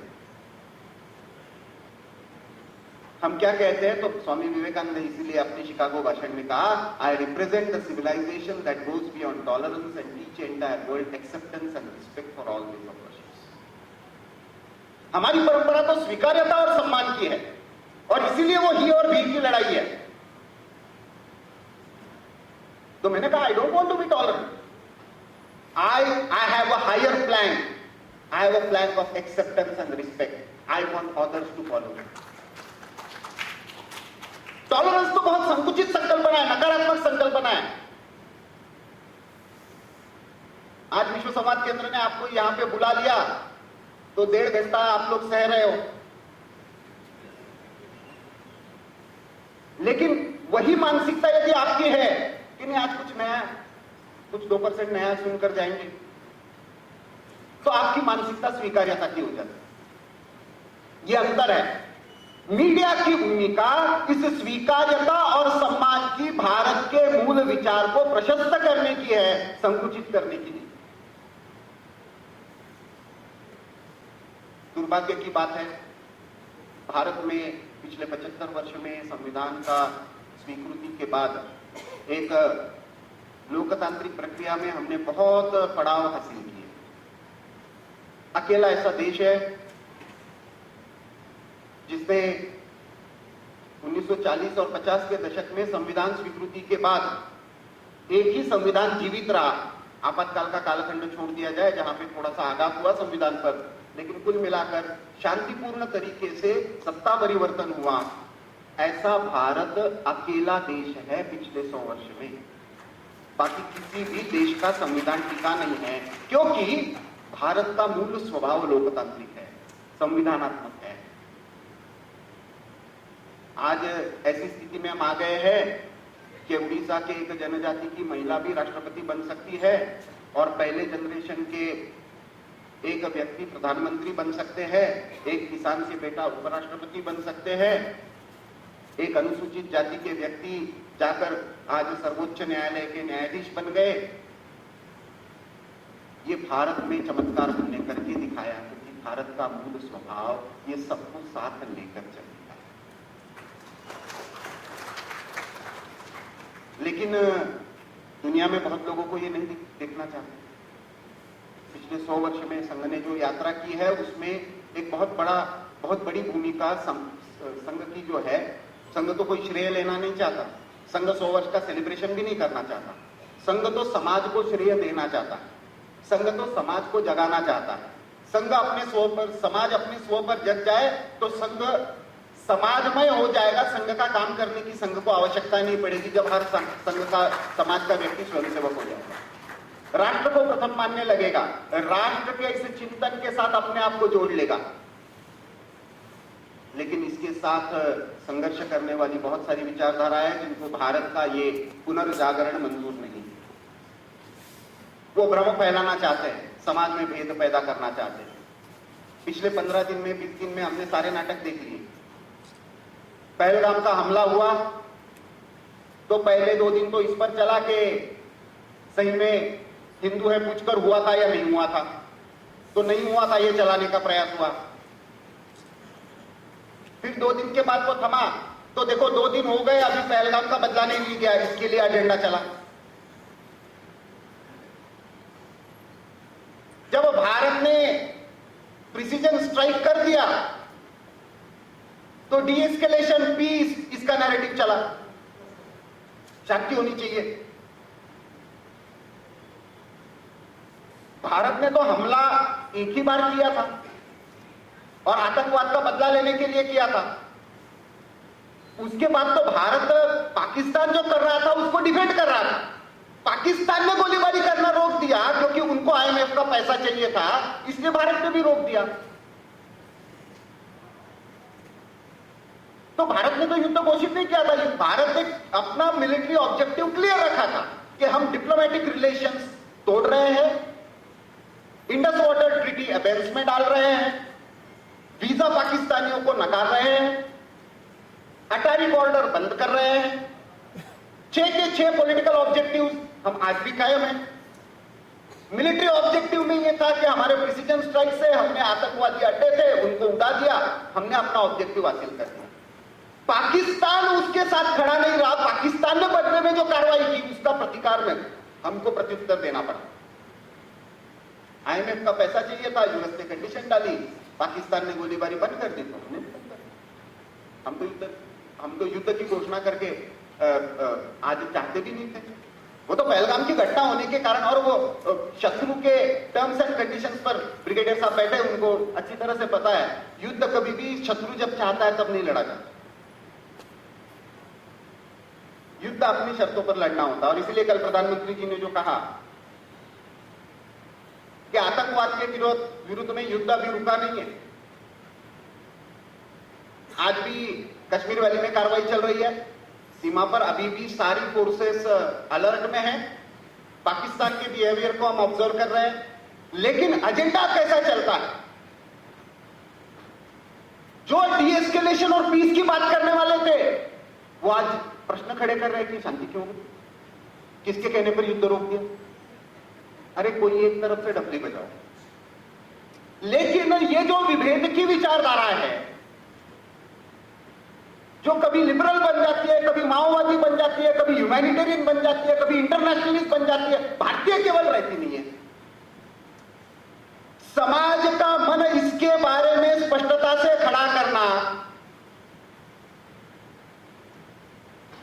देखिए, इजराइल में भी ऐसा नहीं कि विविध उपासना पद्धति के लोग नहीं है, लेकिन वो इजराइल के इंटरेस्ट के साथ कॉम्प्रोमाइज नहीं करते। इसलिए जब इजराइल एक्शन लेता है तो वो खुल के लेता है, पूरे नेशनल इंटरेस्ट के साथ लेता है।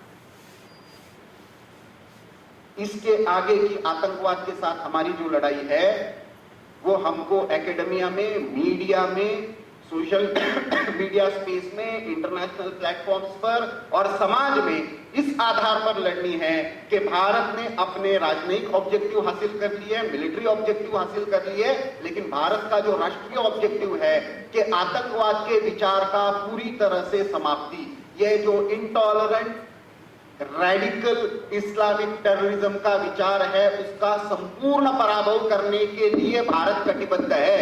यह समाज में पुनर्स्थापित करना, इसके लिए आगे की लड़ाई। वो लड़ाई होंगे तो पाकिस्तान अपने आप बिखर जाएगा। और इसलिए आज जब हम नारद जयंती का उत्सव मना रहे हैं तो हम ये ध्यान रखें कि समाज में विवेकतापूर्ण व्यवहार, समाज में तथ्यपरक व्यवहार, समाज में सर्व कल्याण का व्यवहार और समाज में जो भारत का पुनर्जागरण चल रहा है उस पुनर्जागरण की प्रक्रिया को अंतिम चरण में ले जाने के लिए व्यवहार, इसके लिए पत्रकारिता हो, उसके लिए हमारा सारा वैचारिक यज्ञ चले। उपेंद्र जी ऐसे यज्ञकर्मी हैं, इसलिए उनका आज सम्मान हुआ है। नारद जी के इन आदर्शों पर चलने वाले और पत्रकार बने, सोशल मीडिया एक्टिविस्ट बने। आने वाले समय में एक बहुत बड़ा अपॉर्चुनिटी मीडिया स्पेस में है। हर व्यक्ति जो सुबह उठकर व्हाट्सएप में आया हुआ मैसेज फॉरवर्ड करता है वो भी एक पत्रकार होता है।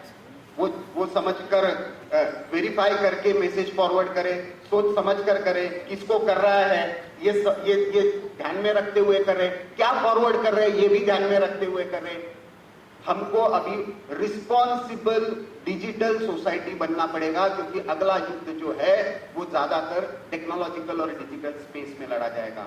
नॉन कॉन्टैक्ट वॉरफेयर जिसको जनरल बिपिन रावत ने कहा था, उसका एक नमूना हमने केवल देखा है, लेकिन आने वाला समय ऐसा रहेगा कि शायद एक भी तीर नहीं चलेगा और फिर भी राष्ट्र टूट जाएंगे, टेक्नोलॉजी कोलैप्स हो जाएगी, डेटा पूरी तरीके से किसी के हाथ में चला जाएगा, बैंकिंग सिस्टम कोलैप्स हो जाएगी, पावर ग्रिड्स कोलैप्स हो जाएंगे, हेल्थ का डेटा चला जाएगा। ऐसे में समाज का एक व्यवहार, क्योंकि एक तरीके से हम सब लोग अभी नारद के वंशज हो गए हैं, कम्युनिकेटर हो गए हैं। हर सोशल मीडिया पोस्ट ये भी एक कम्युनिकेशन है, हर परिवार में डालने जाने वाला मैसेज भी एक कम्युनिकेशन है। वो हम रिस्पॉन्सिबिलिटी के साथ करना सीखे, इस दायित्व के साथ। मीडिया एक ऐसा अकेला ऐसा ये है कि जिसके लिए पूर्णतः स्वतंत्रता है, एडवाइजरी है, लेकिन नियम कानून नहीं। Complete freedom of speech and expression है, लेकिन उसके साथ उसका दायित्व है, क्योंकि आपको स्वतंत्रता तभी मिलती है जब आप जिम्मेदारी निभाने के लिए तैयार हो। आपको अधिकार तभी मिलते हैं जब आप कर्तव्यों का निर्वहन करने के लिए तैयार होते हैं।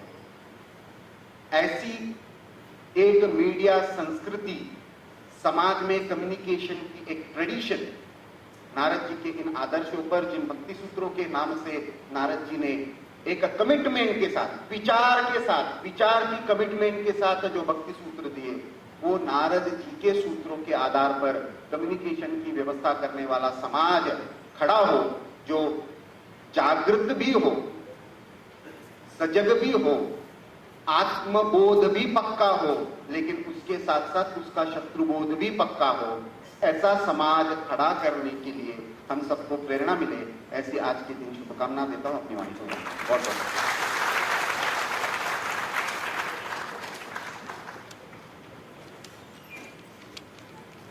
बर्तमान मो सभापति श्रीजुक्त निरंजन पाढ़ी को अनुरोध करुच्ची अभिभाषण करने।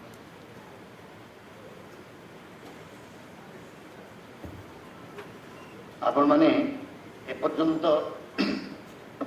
बहु विज्ञ और अनुभवी लोक शुणुले। समय आवश्यकता दृष्टि एवं जिते युद्ध हो रही से अवस्था आज विश्व संवाद केन्द्र तरफ पालन कर नारद जयंती नारद सम्मान उत्सव जड़े ब्रिगेडियर जी सैन्य बाहिनी थे एवं जहाँ संपर्क में थे लिखी से माने जदि -15 डिग्री सेल्सियस तापमात्रा सीमा जगु न आम ये आराम रेजे घुरी शो न जदि से 55 डिग्री सेल्सियस खरारे तातु न आम ये आराम से रूम शोई पार न जड़े प्रतिनिधित्व कर आज मुख्य अतिथि मुख्य वक्ता एमती एक प्रतिकूल संतरणकारी जेएनयू रे पहुंचला जेएनयू डिग्री हासिल करा से जेएनयूर जो स्वतंत्र बास्ना से बास्ना तांको कबलित करी नाही। मो जड़े अध्यापक बंधु कहते जेएनयू एमती एक विश्वविद्यालय जो लोक पीएचडी कहती राम नथिले कृष्ण नथिले ये लेखिक लोक को पीएचडी मिले। मु तो बेले बेले भावे जे गॉड एक्जिस्ट कहला पर लोक पीएचडी पाइले क्या यहाँ गोटे प्रमाण दरकार ये गोटे गवेषणा दरकार। गॉड डजंट एक्जिस्ट कहीकि लोक पीएचडी पाउछंती सी जो विश्वविद्यालय से विश्वविद्यालय आसला प्रफुल्ल केटकर जी आज समुद्र प्रतिकूल पहुंचिक आमको पहरेबार जो मॉडल देखते देखी कि यहाँ प्रकृत में व्यक्ति individual the person matters not the institution किए कौ संस्कार नहीं आसी आम से संस्कार दायी करवा ये से संस्कार शिखी संस्कार अभिमंत्रित होती। देखो दुईट उदाहरण एवं युद्ध चलुला युद्ध चलिया जाऊला पाकिस्तान रक्षा मंत्री ख्वाजा आसिफ ना कौन ना सी कहले जे कौन से गला आम तो गत बहु वर्ष है आम आतंकवादी को प्रोत्साहन देकी आस माने जड़े लोक चोरी कर गर्वर सहित कह हाँ मुझे चोरी करी कौन से गला किंतु आम रक्षा मंत्री रामायण उदाहरण दे हनुमान कथा कहले कहले मुझे केवल मारी जो मैंने मत मारी। तो भारत और पाकिस्तान भितर फरक होती जो मैंने गर्वर सहित कहते आम आतंकवादी को प्रोत्साहन दे आसू तुम आम कौन कर से समय भारत रक्षा मंत्री कहते आम हनुमान को निर्देश पालन करूँ हनुमान कहते मुझे केवल से मारि जो मैंने मत मारी। बंधुगण आजिकल नारद खूब कम मन पड़ते उपेन्द्र महला भली सांबादिक प्रफुल्ल केटकर भली अर्गानाइजर संपादक महोदय एमानकर भूमिका आस्ते आस्ते गौण हो चली कारण आम एमती गोटे डिजिटाल जुगे अच्छु जो प्रत्येक लोक जन जन सांबादिक हो गले। सोशल मीडिया जो मैंने देखिए जो व्हाट्सएप और फेसबुक मत बेले बेले लगे कि केमी भाव में संवाद प्रसारित हो जड़े कहले जे सी जो 9टी जगह सब सबक देकी आमर से 5 जन दरकार जो 5 जन आम 26 जन को पहल मारी से आम से 5 जन को खोजा भितर जनक परिवार जाकि से 5 जन को खोजा जाए और परिवार लोक को विरुद्ध हत्या कराए ताहा एमती गोटे पाप हो गला जे किसी लोक चाहिए जे तार आमको प्रमाण दरकार सर्जिकल स्ट्राइक जो प्रमाण मागुले एम से मागिले तुम से 9टा जगह अटैक करते आमको प्रमाण देखाओ मत टे असह्य लगे कथाटा मुझे सोशल मीडिया लिखिली मुझे देशर ये घड़ीसंधि मुहूर्त ये संकटजनक स्थिति जो भारत गति कर अभांतर और अवांछित भाव में प्रमाण मागुवा लोक मैंने जड़े जड़े देशद्रोही से मत जड़े भर ट्रोल कले सी कहे आम एजाए धारणा करूँ आप जड़े विज्ञ लोक आम से भाव में भाविलु आप जड़े ज्ञान राज्य सब विचरण करुवा जड़े ज्ञानी लोक किंतु आज देखिलु जे आपणकर प्रकृत परिचय हूँ आप अंधभक्त तेणु मुझे भाविली से अंधभक्त कनसेप्टा कौन मुझे पब्लिकली रिप्लाय देली मुझे मेसेंजर लिखिली मुझे अंध भक्त अंध विरोधी हवा अपेक्षा आपण भाई जड़े अंध विरोधी हवा अपेक्षा मो भाई जड़े अंध भक्त हवा को अधिक गौरवदायी मन करे जहाँ कले सभी विरोध भाव में नियाजिब एवं प्रशंसक को प्रशंस्य जे प्रशंसार योग्य ताको आम प्रशंसा कर शिखानी जे निंदनीय ताको निंदा कर बाट बंद करदे एवं बर्तमान एवं कहूँ जे कहीं युद्ध कर युद्ध यदि कर तुम कह निरीह लोक रक्तर होली खेल ना हे राजनेता माने तुम युद्ध प्रवण हुए ना निरीह लोक युद्ध रक्त होली खेल ना जदि युद्ध बंद हो गला समग्र वसुधा को कुटुंब मन करके मोदी जी बा आमर सरकार जदि ग्रहण करने से नहीं आम जो मन को जी जहाँ करने कथा आतंकवाद दमन करने कथा कर आगे को बढ़ू ना से प्रुडेंट बोली भाविले पुणी कैफत मगाला तुम कहीं युद्ध बंद कर कड़ी सी जी तेणु जिते प्रत्येक लोक जड़े जड़े सांबादिक हो जाए ये विसंवाद सब सृष्टि हुए आम समाज संवाद को लेकिन जी आगे कथा जदि विसंवाद टे मुंड टिकिला ताहले परिणति एत भयंकर हम अनेक समय जोटा प्रफुल्ल केटकर जी उपसंहारे कहले आगामी दिन में आम जो युद्ध लिखा से युद्ध में मोदी जी जो आह्वान देते तुम सेपटे गुली फुटब तो आम ये गोला फुटेबू से गुली और गोला एमाने निर्वाचन में चलीजे बदल जो जंत्रटी निर्वाचित जो डिजिटल टेक्नोलोजिकल वार से वार ही आम जो न थी पार्थ कि मत लगुच आमर परपीढ़ी जो युद्ध देखिए से युद्ध आहरी भयंकर हम बंधुगण विश्व संवाद केन्द्र नारद जयंती को पालन करा गोटे उद्देश्य नहीं से उद्देश्यटी हूँ या जे सत्यर जय हो आम अनेक समय मिथ्यार जयगान करके निजक गौरवान्वित मन करूँ बहुत समय एमती किसी घटना घटे जो घटना घटिया उचित नुहे कि घटी चले जिते प्रफुल्ल गेट कहूली उत्कलमणि गोपबंधुर फटोटी अच्छी मुझे केवल आम ओडिया संस्कृति नुहे ये ओडिया संस्कृति प्रदर्शन कर समग्र भारतीय संस्कृति जो व्यक्तिर दर्शन काम करे ना जो विश्वर दर्शन काम करे से गोपबंधु चिन्ह दूसरी मुझे आम उत्कलर मणि जहाँ आम उत्कलमणि ये कहूँ जे जहाँकर निज पुओ मुर्मूष अवस्था पड़ा से चूड़ा जल बांटिया जाऊँगी स्त्री विकल होकर कहते जे नहीं आमर एभली विपद समय घर छाड़ी जाओ ना से उत्कलमणि गोपबंधु कौन कहते आम समस्ते जानी प्रत्येक ओडिया प्राय जानी राधामोहन गंडाखारी चमत्कार ढंग से कविता किए लिखिते गृहर जीवन परिधि रचि सम्मोह कारापुरी बाहर अच्छी जे विपुल जीवन मु तो पारू ना भूली एकर सकाशे अनेकर डाक मुझी पारि एडी छंदनाजी चरणे मोहर अंध ममता बेड़ी झील छाड़ी दियो मते चली जाए आज चली जाए का विश्व जीवन मते जिते व्यक्ति जीवन उत्तरित हो विश्व जीवन में पहुंचे से ही तार महत्व बुझी हुए मु तो भावुची मुझे भारत वर्ष जन्म नहीं गौरवान्वित मन करुच्ची निजक जिते पृथ्वी प्रेक्षापट में देखुची मुझे एक जन्म नहीं जो देश पाकिस्तान जिते यूक्रेन उद्धार कराला भारतीय लोक मानू से आमरी प्लेन रे पाकिस्तान पिला उद्धार कराइला एवं से पहुँचले से बोध हुए कौन परिस्थिति में कौन पाकिस्तानी भारतर जयगान कर आसी निरापद पहुँची गले से पाकिस्तान पिला अंतर स्फुरण है स्वतस्फूर्त भाव में भारत जिंदाबाद हिंदुस्तान जिंदाबाद आम शत्रु जिते आमर जयगान करुच्ची ताही आमर विविधता ताही आमर विशेषता बंधुगण आम भारत वर्ष को लेकिन जी गर्वित हवा कथा से होना आमको वामवाद एवं दक्षिणवाद इत्यादि इत्यादि सब वाद गुड़िक आमको टाणी आणुची किंतु दुर्भाग्यर विषय जो वाद समस्त को एक करथिला जो वाद 1893 मसीहा सेप्टेम्बर मास 11 तारिख दिन मोर आराध्य जहाँ को मुझे गवेषणा करुली स्वामी विवेकानंद समग्र पृथ्वी को अवशिष्ट पृथ्वी सहित भारत को परिचय करते यही कथा कही हूँ मानववाद एवं से मानववाद भितर आम समग्र विश्व में जो स्थान के सृष्टि करूँ एवं ट्रम्प हूँ कि जी भी हूँ जिते बड़ बड़ नेता हूँ से ह्यूमानिटी ह्यूमानिस्टिक कल्चर मानवीय संस्कृति संपर्क में केतबेले कौन सी जिनस मन को आसो से भारत व्यतीत अन्य को जगह गोटे गवेषणा करने सुजोग पाइबे ना एवं ताही हूँ आम गौरव आम से गौरव को लेकिन नारद को स्मरण करुचु आम से नारद को पूजा करुचु जो नारद बहु प्रतिकूल परिस्थिति भितर संवाद परिवहन करते सरबराह करते आज सीना बहुत जिन गुड़ाए जिन मैंने मत तो बेले आश्चर्य लगे अमिताभ बच्चन पूर्व दिन फोन मनेगा करोड़पति मुझे देखी तापर दिन सोशल मीडिया गोटे मेसेज आसो अमिताभ बच्चन गोटे फटो थी से फटो थे गोटे RIP थी आज अमिताभ बच्चन चलीगले तेणु जिते अमिताभ बच्चन प्राण में थाऊ था जीवन में थाऊ थाऊ आमर भारतीय माने डिजिटल मीडिया साहाय्य मृत परिणत कर दूसरी से भली संवाद केते विसंवाद सृष्टि करुच्ची तार आउ गोटे उदाहरण देला पहलगाँव में जहाँ जहाँ होगला जहाँ न हवा कथा से हो बोली किसी भारतीय चाहूले मत तो लगुच पाकिस्तान आतंकी मान सबुठ अधिक विपज्जनक हूँ भारत में रोकवा भारतीय निजक भारतीय बोलाऊवा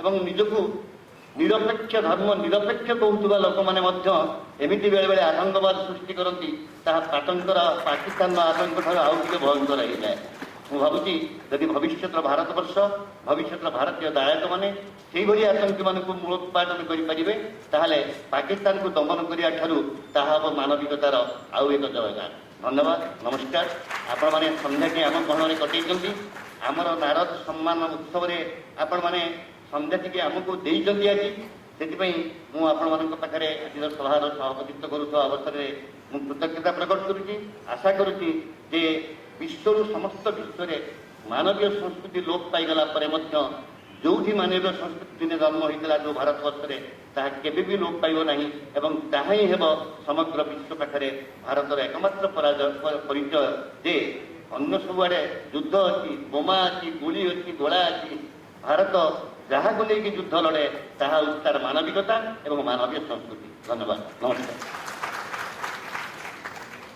कार्यक्रम अंतिम चरण में निवेदन करी आमर ओडिशा पूर्व प्रांतर माननीय सहप्रांत प्रचार प्रमुख मनीन्द्र भूषण दास हाँ मनीन्द्र सुंदर दास महोदय को आनुष्ठानिक भाव में से धन्यवाद अर्पण करी सभा कार्य को शेष करेंगे।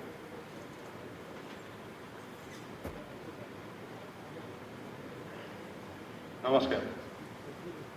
आज जो राज्य स्तरीय नारद जयंती उत्सव आम अनुरोध रक्षा कर सभागृह में उपस्थित होता मुख्य अतिथि ब्रिगेडियर डॉक्टर लक्ष्मीचरण पट्टनायक महोदय एवं मुख्य वक्ता आदरणीय प्रफुल्ल केतकर जी, चलित वर्ष नारद सम्मान रे सम्मानित वरिष्ठ सांबादिक श्रीयुक्त उपेन्द्र कुमार महला महोदय, ओडिशा पूर्व प्रांतर प्रांत प्रचार प्रमुख आदरणीय श्रीयुक्त सुमंत कुमार पंडा महोदय एवं आजिर कार्यक्रम सभापति श्रीयुक्त निरंजन पाड़ी महोदय अंतरु धन्यवाद अर्पण करुछि। छड़ा सभागृह उपस्थित थिबा सज्जन मंडली माता भगिनी मानक विश्व संवाद केन्द्र तरफ धन्यवाद जनाऊँ। उपस्थित सांबादिक बंधु फोटो सांबादिक वैद्युतिक गणमाध्यम कार्यकर्ता मानक अशेष अशेष धन्यवाद। सविशेष जयदेव भवन रे जो माने कर्मरत जो कर्मकर्ता जो माने उपस्थित अच्छा सहयोग कर समस्त को विश्व संवाद केन्द्र तरफ धन्यवाद अर्पण करुच्ची। भारत माता की जय। बाकी या परे वंदे मातरम हम एवं तापर समस्त को अनुरोध जलपान ग्रहण करी आम समस्त कार्यक्रम भारत माता की सदा मातरम वंदे मातरम मातरम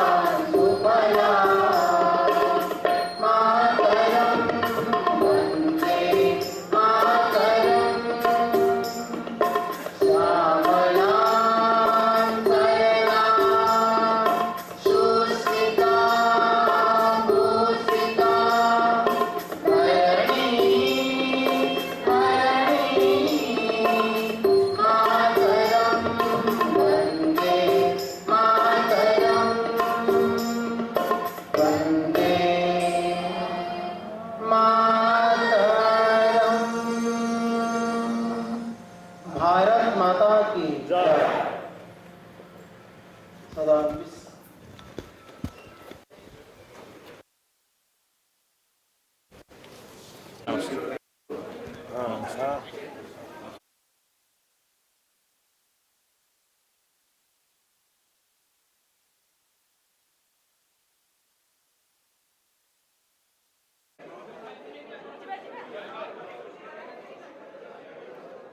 क्या चाहिए आपको आज के कार्यक्रम पर?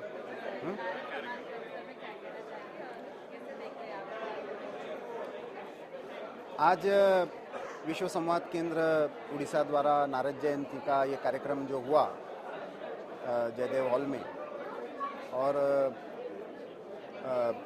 उपेंद्र जी को नारद सम्मान से सम्मानित किया गया, मेरे लिए हर्ष का विषय है। भुवनेश्वर में आके आज इस कार्यक्रम में सम्मानित होने का मौका मिला। आज जब मीडिया एक ट्रांजिशन के फेज से जा रहा है, कौन सी इंफॉर्मेशन तथ्यात्मक है, कौन सी नहीं है, कौन सी देश हित में है, कौन सी नहीं है, कौन इनको चला रहा है, किसके नैरेटिव पर चल रहा है, किसके पैसे पर चल रहा है, किसकी टेक्नोलॉजी पर कंट्रोल है, कौन डेटा मैनेज कर रहा है, ये सारे विषय जब है तो ऐसे में नारद जयंती के उपलक्ष्य में नारद जी के जो इटरनल तत्व है वो आज भी मार्गदर्शन करते हैं।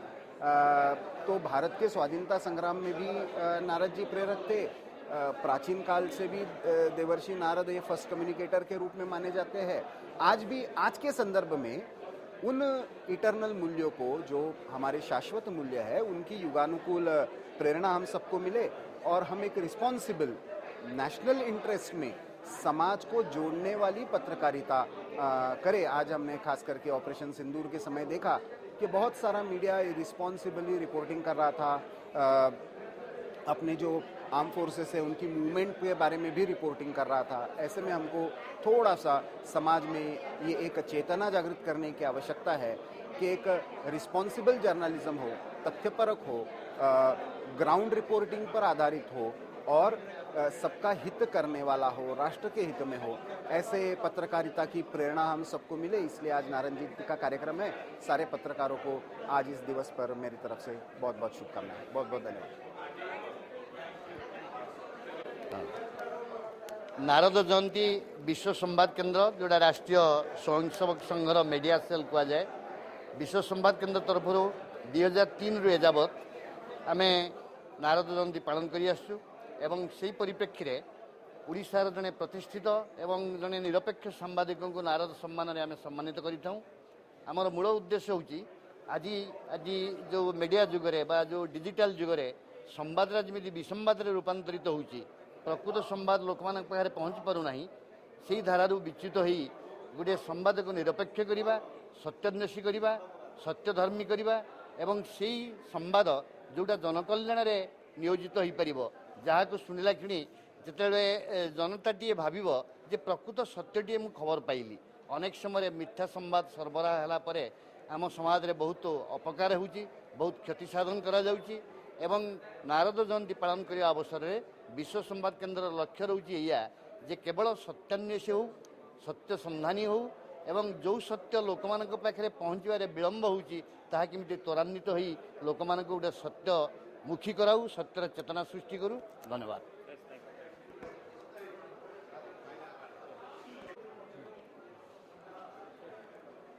नमस्कार, मते सम्मानजनक नारद अवार्ड दि जाइथिबारु मु निजको सौभाग्यवान मन करुछि। मु एई अवार्ड को आम देशर वीर जवान मान उद्देश्य उत्सर्गीकृत करिछि।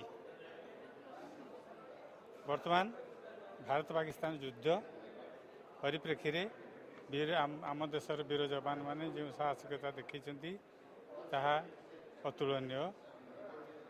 तेणु मुझे सम्मान को उत्सर्ग करी आत्मसंतोष लाभ कर सांबादिकता क्षेत्र में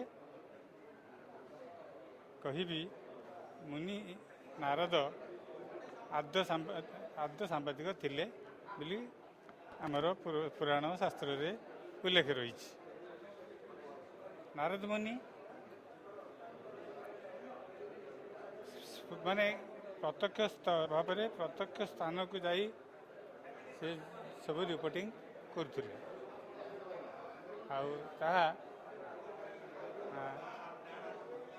जोटा कि बर्तमान आधुनिक मीडिया माध्यम स्पॉट रिपोर्टिंग करा जाय पारुछि। बर्तमान डिजिटल मीडियार उन्नति फीचर राइटिंग लेखा ये सब द्वारा मु कहिबी जे गणमाध्यम बहुत आगू को जाई परिछि एवं यह काल को अतिक्रम करी आगामी दिन में सारा विश्व में गोटे नुआ चेतना भी मत सृष्टि करि पारिबो। मीडिया पछौछि ता नुहे मीडिया भितर किछि ड्रबैक रही किछि फॉल्स पॉइंट रही किसी त्रुटि विच्युति रही ता सत्वे मीडिया लेखा शैली परिवेषण यार उन्नति घटी केवल सोशल मीडिया भली किसी संस्था जो माने खबर को टबर रे परिणत कर दउचंती यदि नियंत्रण करा जाय पारिबो आउ मीडिया जगत एक ही पारिबो तबे गणमाध्यम प्रसार प्रचार अधिक हो पारिबो। Yes, sir. Thank you, sir. Thank you.